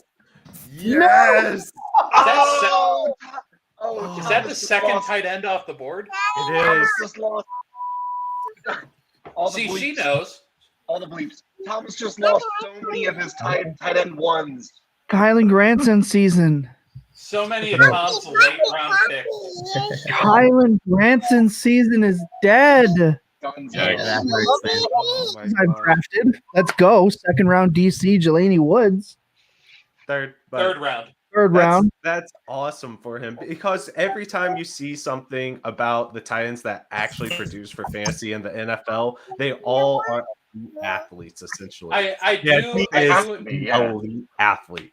I greatly enjoy watching Tom's favorite picks go early because this means Tom is going to have to be like fighting to draft them. That's how James Cook apparently, who he's taking the 104. So look, he's gonna have to draft. He's gonna Jelani have to Woods, draft him too. Jelani Woods got drafted higher, so I'm gonna have to draft him higher now. And at the same time, he murders my other favorite late round tight end, Kylan Granson. Murdered. Sorry, buddy. Sad day. Sad day and good day at the same time. This is sad. Travis Jones is still on the board. You will be able to get to 100% Kylan Granson after this, though. At least there's that. There are Why did four I players go on here? You're just so sassy with me today. There's four players on the board who I thought I already had 100% Kylan Granson. I don't need. I probably have 100 after this. See, I didn't think Travis Jones would sneak into the first round just based off of defense, like an interior defensive tackle not being a premium position. But I thought somebody was going to be very happy in the second round to scoop He's him going to up. go at 7-6 right here. But if the Falcons don't take him at 76, Baltimore would love to add a defensive lineman. I am so far behind. I'm just now getting the Seattle pick. Same. Hey, Billy, what are you drinking? This is a David Nicholson 1849 mixed with a Coke Zero. Hey. It is a Woodford You Reserve. didn't want to I have love a it. Prairie Oyster? Coke Zero. Yeah. How rough are you? I just feeling? got to the Abram Lucas pick. That makes me sad. I felt god awful this morning. Like I woke up and I was like, I can't go to work. I can't. And I ended up going to work and I had lunch and everything was good. Oh, that's good. Desmond Ridder. We got it. We what? got it. I made money. Where? Desmond Ridder, Atlanta, baby. Oh, that's awesome. Whoa, Desmond Ridder, Atlanta. I made money. Awesome. I made money. Welcome back to the Late Night Podcast.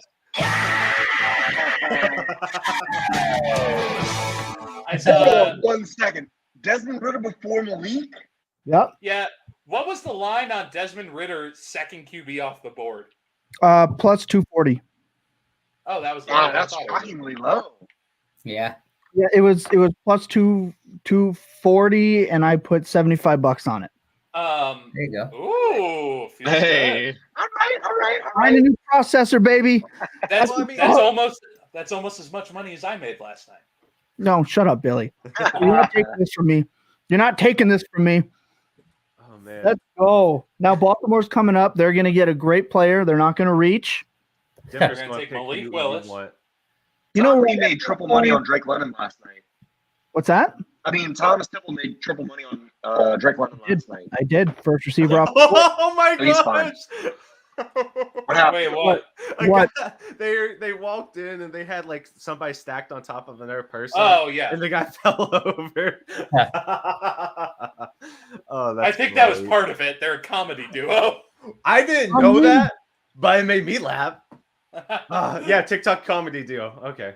But That would have been great. Funny. That would have been great, though, if it was live and the dude just knocked himself out on the stage in Vegas. So this is really interesting. The problem Ritter's going to be with the 3 top 24 seasons is that people were touting him as the wide receiver one. Whoa. Hang on. Blacks. I was defending Calvin Ridley. I like Calvin Ridley. Come Why on, am Billy. I getting hated here? I will dump on Calvin Ridley. I was People pro remember Calvin Ridley. The wide receiver 1 to wide receiver 5 in Dynasty before his start of last year, and he's an older, unathletic, volume-based wide receiver. Nah, it was me that was taking a shit on Calvin Ridley. I have so many bad takes. At least let me make it before you get mad at me for it. That's hilarious. All right, so on my TV, the Ritter pick hasn't come through yet. Yeah, but, I just watched Jelani Woods. Yeah, but a fun note, because I'm still in Billy's stat thing, so I'm going to do that again. There's only been 3 times in the past 30 years that only one quarterback has gone in the first 2 rounds. Damn. 97 and 2013. Right. No, 2013 had multiple guys going in the first 2 rounds. Yeah. But where do you go Geno with Smith Ritter was the here? second round. Yeah, no, so Thomas, let me ask you, Ritter, is he a first rounder again? No. I don't think so. No. Okay, so Ritter, 201. Ritter or Cook? Cook. Really? Yeah. Well, you know Oh, I'd Mariota's take temporary. I'd take It's Ritter. about the DC, right? And So they took a Mario clone. Mariota's, yeah, exactly. Mariota's going to train him. Mariota's Mariota temporary. sucks. So with Ritter, here's the thing. So the same thing I'm going to say with Malik Willis, right? Their value had first round DC kind of baked in. Now that DC is in the 3rd round, if you plug that into the model, it is going to tank Ritter. Hey, Lucas, Yo. I got a stat for you to look up since you're Bring it. apparently better at it than I am. Has a player ever been invited to the draft and not gone on day 1 or day 2? Oh, Like, on actually, day 2? actually been at the draft. Because Oh. Malik Willis might be doing it. Oh my gosh, I don't know about day 2. I don't know about day 2. Day I didn't 1, even yes. think about that. Their pick. Malik and Howell. Luke Yeah, is Mo- their pick. Corral. Corral is in Corral, there. yeah. Malik and Corral were both there. Both Wait a minute, who Malik traded their and- pick? Broncos just traded the pick to Houston. Okay. Well, I told you that they're not Here going to comes trade up. Malik. They were I'd going be to keep really trading hurt. down. I'd be really hurt if Malik went here and like my small love of Davis Mills just out the window. Yeah. Here's the thing, though. Matt, to your point, They're both 3rd round picks. the reason Ritter is not in for me when it comes to that is, again, if you plug 3rd round draft capital into any model for Ritter, it is going to tank his grades because 3rd round quarterbacks with his production profile and everything else going his way, 3rd round hit rates on quarterbacks is low, way lower than 2nd round DC running backs. So my conspiracy theory. Value, I'll let somebody else take Ritter, and then I'll pick him up when everyone gets sick of him by week 6. My conspiracy theory is that everyone in the league. Shout out for the kinda sub there, Blacks. Shout out, buddy. Word just got out that no one wanted a quarterback, so all these teams realized they could just sit. Like I don't see a logical reason why not. But that, how does that make you feel about the whole stretch of quarterbacks in this class? Because there were like 4 or 5 in the same tier after Malik, which is all upended. But now Christian Superflex Harris, is important. Alabama. Yeah, it wasn't even a quarterback. I'm so curious where like the last quarterback in the top 5 goes in this draft. But Did to you answer say your Harris? question, You're the though, second quarterback in the top Ryan 5. can attest to this because we've done drafts together this offseason. I have avoided every rookie quarterback in startups, and I have not drafted them in the 2 leagues that I've done my rookie drafts already. I was already avoiding them like they had the plague. I was already. Good for you, buddy. Good for you. It's not like a victory lap on it. I was just willing to take my bets that the receivers would be the ones that the value. Always team receivers. Just too risky. Always get the receivers. So you're reference back to the walkabout. I mean, you all just did your 5-year review of who actually hit at spots and who didn't. And we're in the point now with these quarterbacks to where they were going to be late first, early seconds in your startup or in your rookie drafts. Yeah, Bob. Now they're not going to be. You would trade Brees Hall for any random 2023. I'll trade the 102 for any random. Bob. No, still no.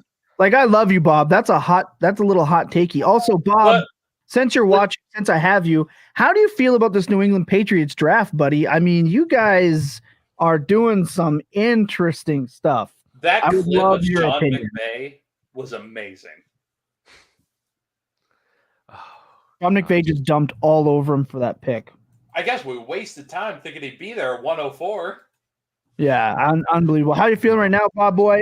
I love you. Hope everything is well with you. Those Patriots right now, they're down bad, as the kids would say. Down bad. Yeah, I think they had a good couple of years though, so it's fine. Yeah, I think they did pretty well. Yeah. Oh my gosh. The Ravens on the clock right now. I'm very interested to see. I think maybe they go D lineman. Nothing abnormal for the trading up for the receiver just because he runs the 40 though is a little concerning. That's a little Raiders. That receiver room is disgusting. It's actually gross. They're always outside the box.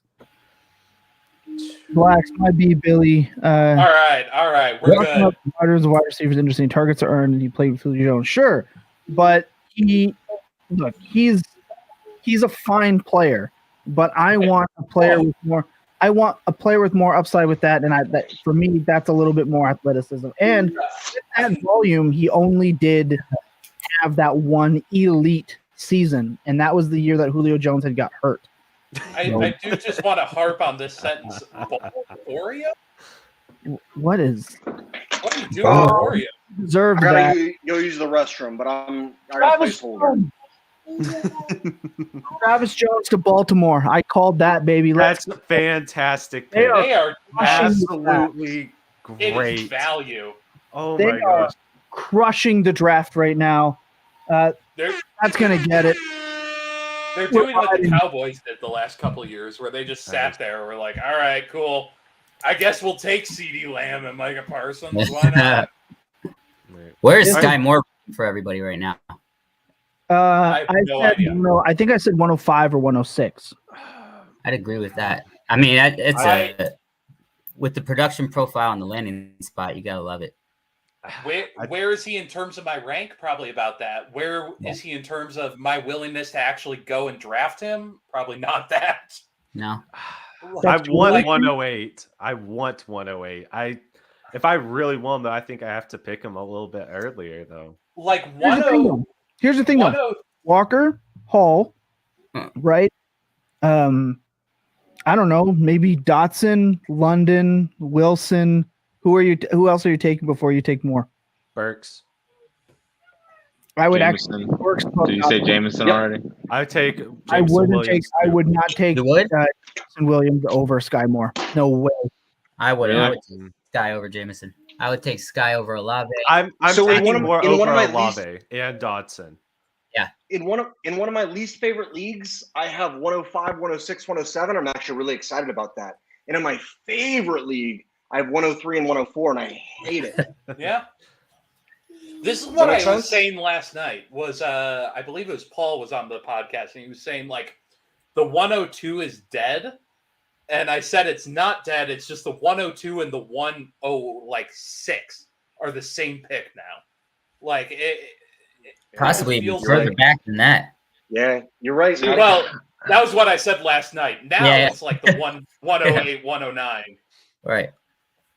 And see, you keep throwing Walker in there as somebody you would take over Sky Moore.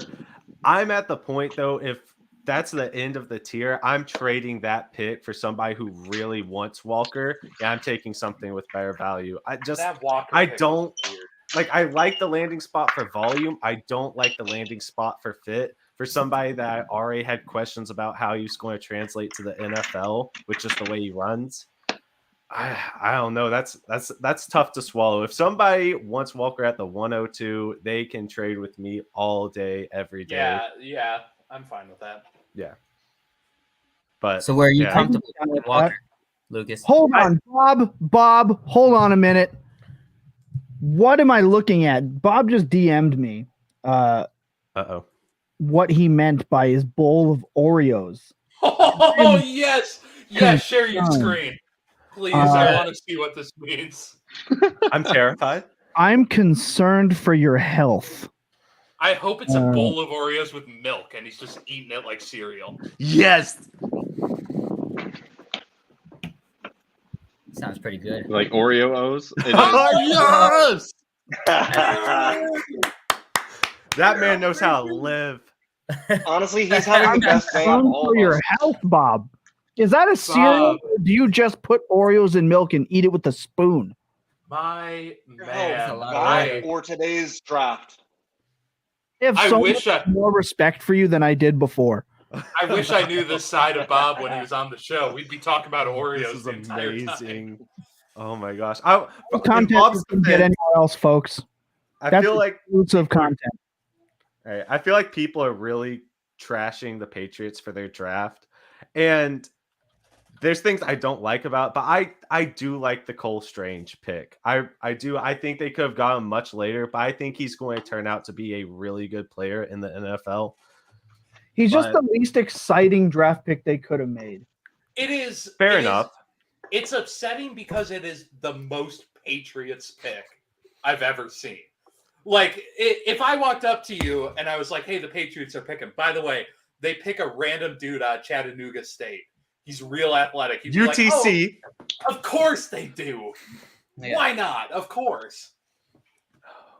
Wait, so Lucas, where are you comfortable taking Walker? Because we got cut off No, with that okay. Oreo. Yeah. So where am I comfortable taking Walker? I mean, I'm going to do everything in my power not to.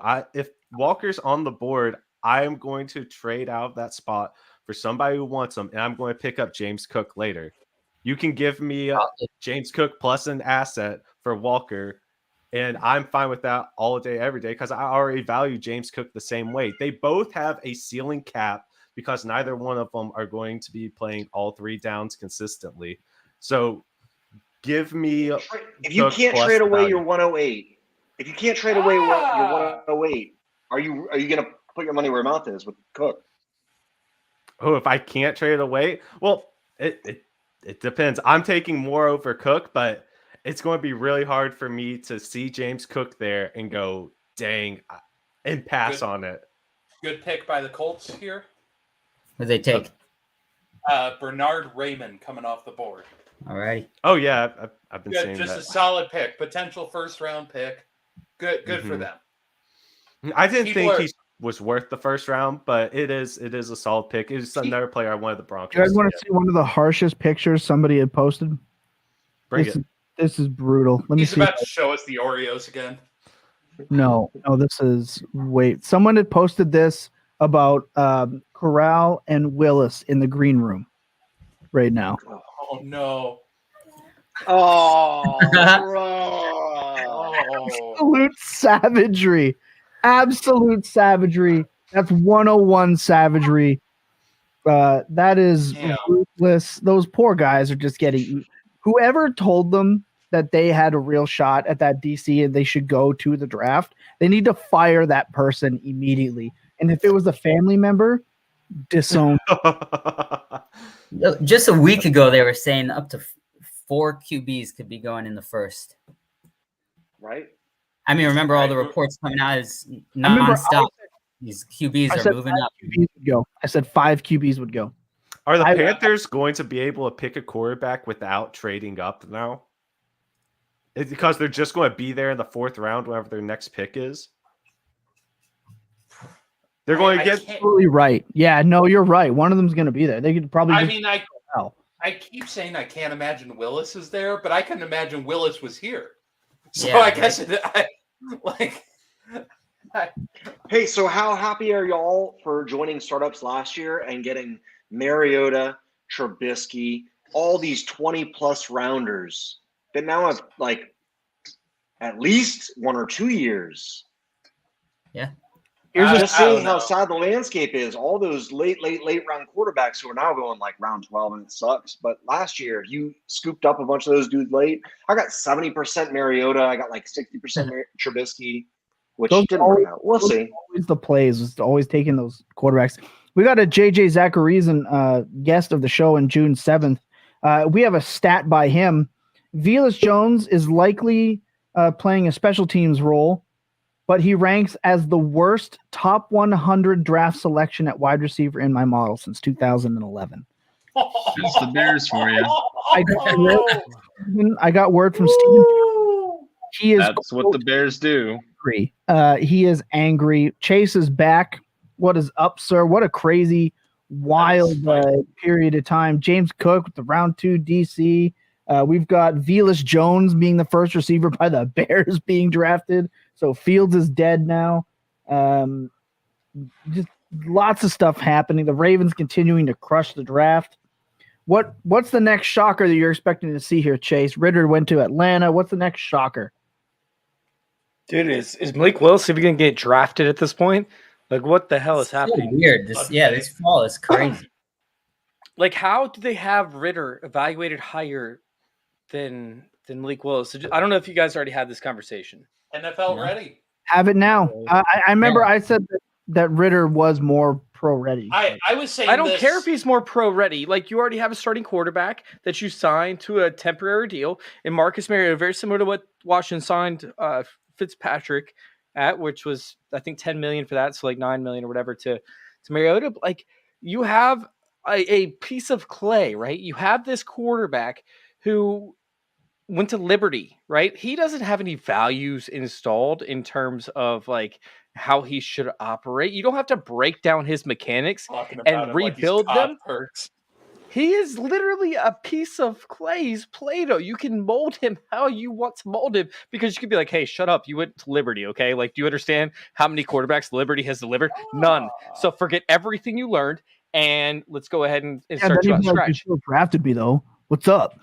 Yeah, well, Zach Wilson went out 102, and now you can do whatever you want with this guy for free. Yeah, it's insane. So, like, they can mold Malik Willis however they want. It's absurd. It's like it just doesn't make any sense. Like, why aren't teams valuing higher? Like, I'm so frustrated. Did anyone catch the Browns pick? Yeah, Alex Wright, edge. Thank you. Oh yeah, that was really fast. Lucas. Yo. I'm sorry, buddy. Oh. Greg Dulcich. Oh no. Terrible. Some really annoying people are going to be talking about Alberto tomorrow. Yeah, which I didn't want them to do. Doing it. I wanted them to. I'm doing it. I wanted them to get Rocker from Ohio State in the 4th round. That's what I wanted. Can we get Jacob back here so we can all take a giant dump on Alberto? Hey, watch it now. No, we don't want no that. one I have Jacob's more. going to come in. Jacob's going to come in and be like, well, he's going to be a value now. He vitriolic about Alberto, but I will stand the fuck out of him. I swear to God, I'll stand the fuck out of Alberto. I had this baked into his variance that they were going to draft a round 3 tight end. The man is the team never taken L, and I love him for it. When I drafted Alberto at the 203, I was expecting they would take another tight end. This was built into the risk. Yeah, I didn't expect the Broncos' first draft pick of this year to be Greg Dulcich. No, they drafted. Wow, is it their first from Oklahoma earlier? Did they? Right? Oh, I they traded that Yeah, they down. took Nick Benito. You know what bugs me about like analytics-based guys, right? Is like they sit there and they say, "Hey, this guy, there's no way he's draftable, right? Like, there's no way. Like, no, this guy's trash. He didn't hit this metric, and then hit this metric, and then hit this metric, and then they perform like 1 year in the pro league, and they're like, oh wait, he can actually perform. He can actually hit this. So like he's higher up on our rankings. Well, he didn't do it before. Well, he can't do it. So he can do it now. It's like, dude, you don't have a chance to draft him now. You have to pay up in order to get him. Like he's already like, you don't have him on your rosters because of the fact that you didn't draft him in the first place. So, you know, and if you did, now you're overpaying for him. So guys like Alberto and stuff, like I'm cool with having Alberto on my rosters where I drafted him because of his skill set. And like, I'm fine with them taking another guy because now I don't have to overpay for him or when everybody did, you know, like I ended up selling him for the overpay, but like Greg Dulcich doesn't move the needle for me in terms of like competition and he doesn't decrease the value at all. Chase, what kind of overpay did you get for him? God, I was getting I got a 23 first, but I also sent a 2022 late second. So like it was like 20. I think it was 210. That's phenomenal. So and I mean, good for you. People were overpaying for him. They thought he was like, this is right at the height of Russell Wilson switching over. That's amazing. Yeah, did That's really well. the wrong time to buy him, though. He is the player I have most rostered in all of my dynasty leagues because coming out of Missouri, one, he looked really good with Drew Lock. So I said, yeah. And then that's why I took he him. tested elite, like he has elite Took him in the 5th round, I think. measurables. Yeah. Yeah. So I mean, and performance on target share, he's got elite measurables. Yes, he does. He's at like 80% target share. He's at like 9 yards per target. It's disgusting. He's great. And what he does whenever he's on the field is ridiculous. Placement, though. And Greg Dulcich is not going to compete with this dude. So maybe now is the time to get Alberto. Maybe it's not. Now's the time to get rid of Alberto. Alberto was already down bad. Get him right now. Alberto was already what? The other receivers run the ball a lot, and now they just drafted a tight end in the 3rd round. No, leave. He's a rookie tight end who's not going to Denver produce. Broncos guy. There's a Denver Broncos guy in here. Are you selling or buying? I mean, I have him on all my teams, but I would buy him right now. Me too. I would. Yeah, he's a buy. And we keep saying that all these picks now this year are devalued. If you can get him for one of your 2nd round picks, go ahead and get him for one of your 2nd round picks. Late second. I'll trade Albert O for 206.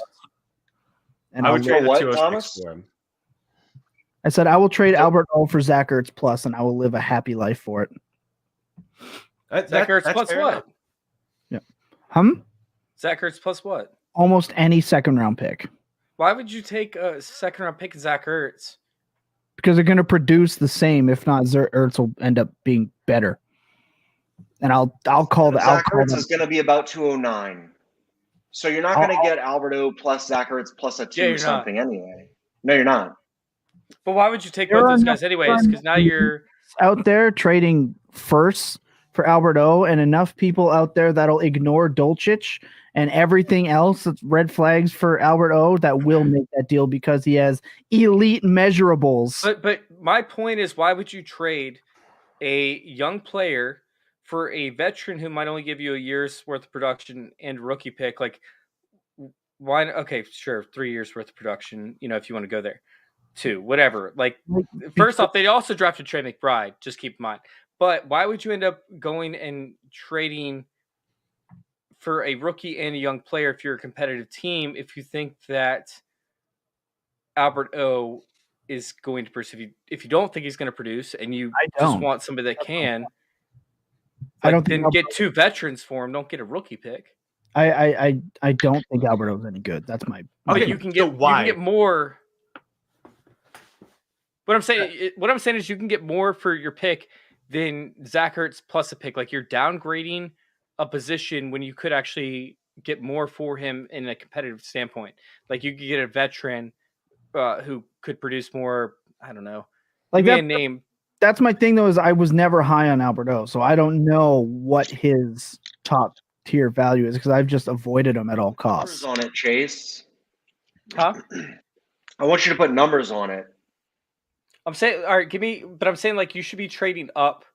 Like, if you have Alberto, you should be trading up instead of trading down if you're a competitive team. Otherwise, it would be more beneficial to hold him because he does have the potential to do it, even if you're not a fan of his. He has the potential to hold it versus grabbing a guy with a late 2nd round pick and a Zach Ertz, who, now has all this target competition with Marquise Brown in there, with Rondale Moore stepping up. Like, I just don't see, like, the point of a trade, essentially is the point I'm trying to make, like, of grabbing a lottery pick and a guy who's not going to produce for very long if you're a competitive team. And if you're a younger team, it doesn't make sense to grab Zach Ertz at all because he's going to, not be relevant. He's going to hurt your Chase, team if you're competing, do you do Alberto for Ertz straight up or plus a 3rd? Alberto plus for Chase. Sorry, go ahead. What I'm saying is I hear what you're saying. I don't think that Zach Ertz is that much of an upgrade, but he just said that he would do Zach Ertz plus if he was going to take it to be an upgrade. But I would much rather target Like the eight, I haven't studied tight ends at all this offseason, to be honest. So who's sitting there at like 6 right now at tight end? Albert O. Goddard. Okay, Goddard. Goddard's in my top Well, 5. behind AJ Brown, we don't know. Well, yeah, and also Goddard. Well, yeah, with AJ Brown, that could decrease his value. So Yeah. what if you package Albert O and a second-round pick for Goddard? Is the point I'm trying to make. If you're competing, Ooh, I'd do that. then you would add That's in. fun, man. That's what I'm saying. Like it wouldn't make sense to trade down and try to create multiple pieces if you're a competing team. It would make sense to use Albert O and move up. Is kind of the point I'm trying to make. Sorry, I kind of took the long way around that in order to get my thoughts out. But yeah. Like that. So try to upgrade your position because the youth and the hype versus downgrading, creating multiple lower end pieces and taking lottery shots that you don't know if will hit. Who's like the 9th tight end right now or the 10th? Where's Hawkinson fall? Honestly, Get 5th. 5, yeah, 4 or 5. yeah. Okay. I think I have him at 3 right now, but I'll probably drop him down to 4 or 5 after. See, Waddle. I know some people Sorry, are I'm drafting Waddle this year. out. Some people still have Williams. Waller up in the top 5 or 6, so I wasn't. That- crazy. Schultz. Schultz is 3 for me now. Really? Schultz. Wow. Schultz I is love 3 in Schultz. Dynasty. Not that high, but I love him. Schultz is legit. 24, 25 years old. He finished 3rd last year, and now they got rid of Amari Cooper. Like, why wouldn't he finish 3rd again? He's Because of so his underrated metrics. still. Because of his ability physically. It does. He already finished 3rd, and he had Amari Cooper he had to compete with. Yeah, I think he's locked in. I I think, think he's top 3 no matter what. That's a spicy Dynasty take. I wouldn't say no matter what. Give me Kelsey, give me Andrews, give me Pitts, give me. I don't like Andrews. No, I love it. no, Oh, no. no. What Captain was he with Lamar Jackson? tight end 2 or tight With end Lamar Jackson. 3. No, I he think wasn't. lowest. No, he wasn't. He was He was- terrible with Alright. Lamar Jackson. He was terrible with Lamar Jackson. He Oh, got but all of his Lamar stats with Jackson- Huntley. But Lamar Jackson loved Marquise Brown. Yeah.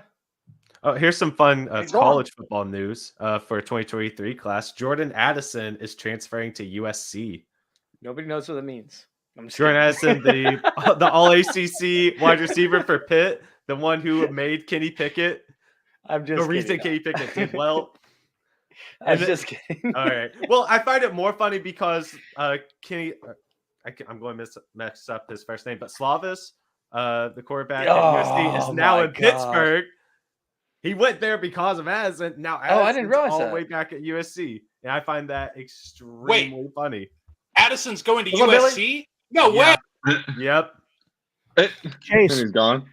from weeks 1 through 10 last year, so pre Lamar Jackson injury, Mark Andrews was tight end 2 in fantasy points per game. No, he wasn't. I'm looking at it. There's no way. Dude, He don't was fight. ridiculous. You can fight your stance, but not on the host on this note. You will get bumped. I know, right? Like, I'm going to end up getting kicked out. Oh, here we Like, I go. mean, He's pulling up the receipt. Right, mate? This dude. Right there, buddy. Oh, There you go. All There right. you Oh, look who's number 3. By the way, look who's number 3. Rob No, Gronkowski. wrong. That was a great year. Oh, Love. Yeah, D Schultz. just came I up can't even before. see that. Here's Dalton Schultz. He's right there at 8. Yeah, he's right down here. I can't right see where it. he should be yeah, at we 8. can't see it. Glasses. I know you can see it. You're just refusing to. No, I can't. Okay. I know you won't admit it, but it's right there. Stats. No, man, that's cool. Schultz is not that sexy. I don't understand why y'all have him so high. I mean, Oh, Well, his he's- role is pretty secure to he's me. good. oh, did you see what Billy Especially- put in the chat? No. Dean to Eagles. Is that a done deal? N'Kobe Dean. Wow. Good pickup for them. Great pickup for them. Eagles still crushing things. Oh, Eagles, man. disgusting, man. Eagles, Ravens, Jets, Giants is crushing it. Although the Giants lose points for me for Wandale. Really bad at fantasy. I like talking shit, but one of my main goals has been not to choose any players on green teams. What? Okay. Yeah. You went a I level don't like helmet scouting. You went jersey scouting.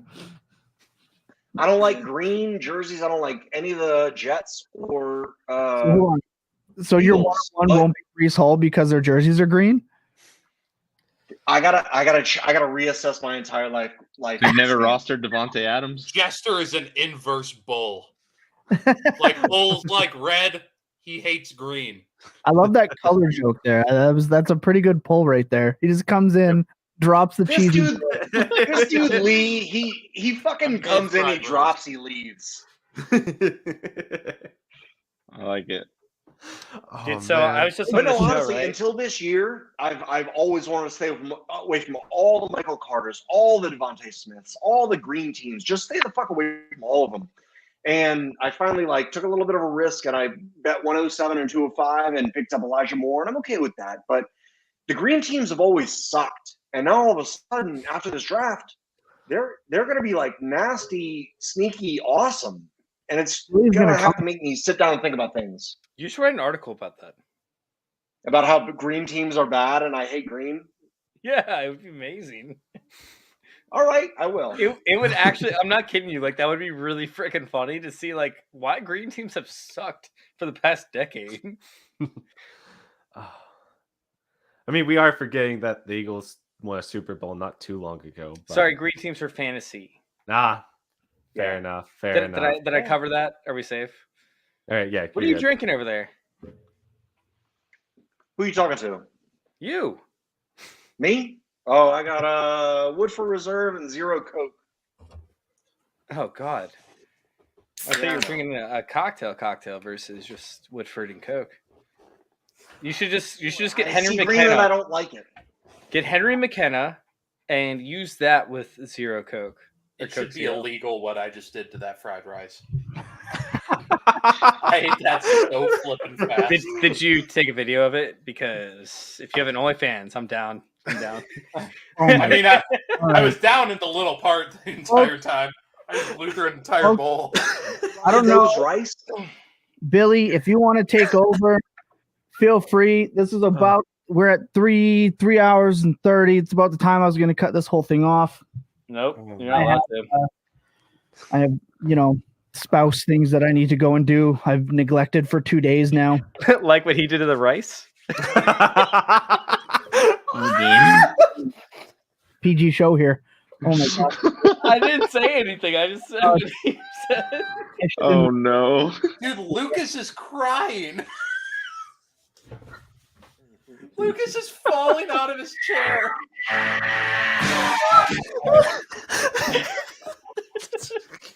Oh my God. Clip that. Oh yeah. Well, he clips everything. I guess you better clip that and post it. All right. Oh my gosh. I'm happy everybody tuned in. That joke was sponsored by Trophy Smack. Sponsor the Full Court Podcast 5 Drafts.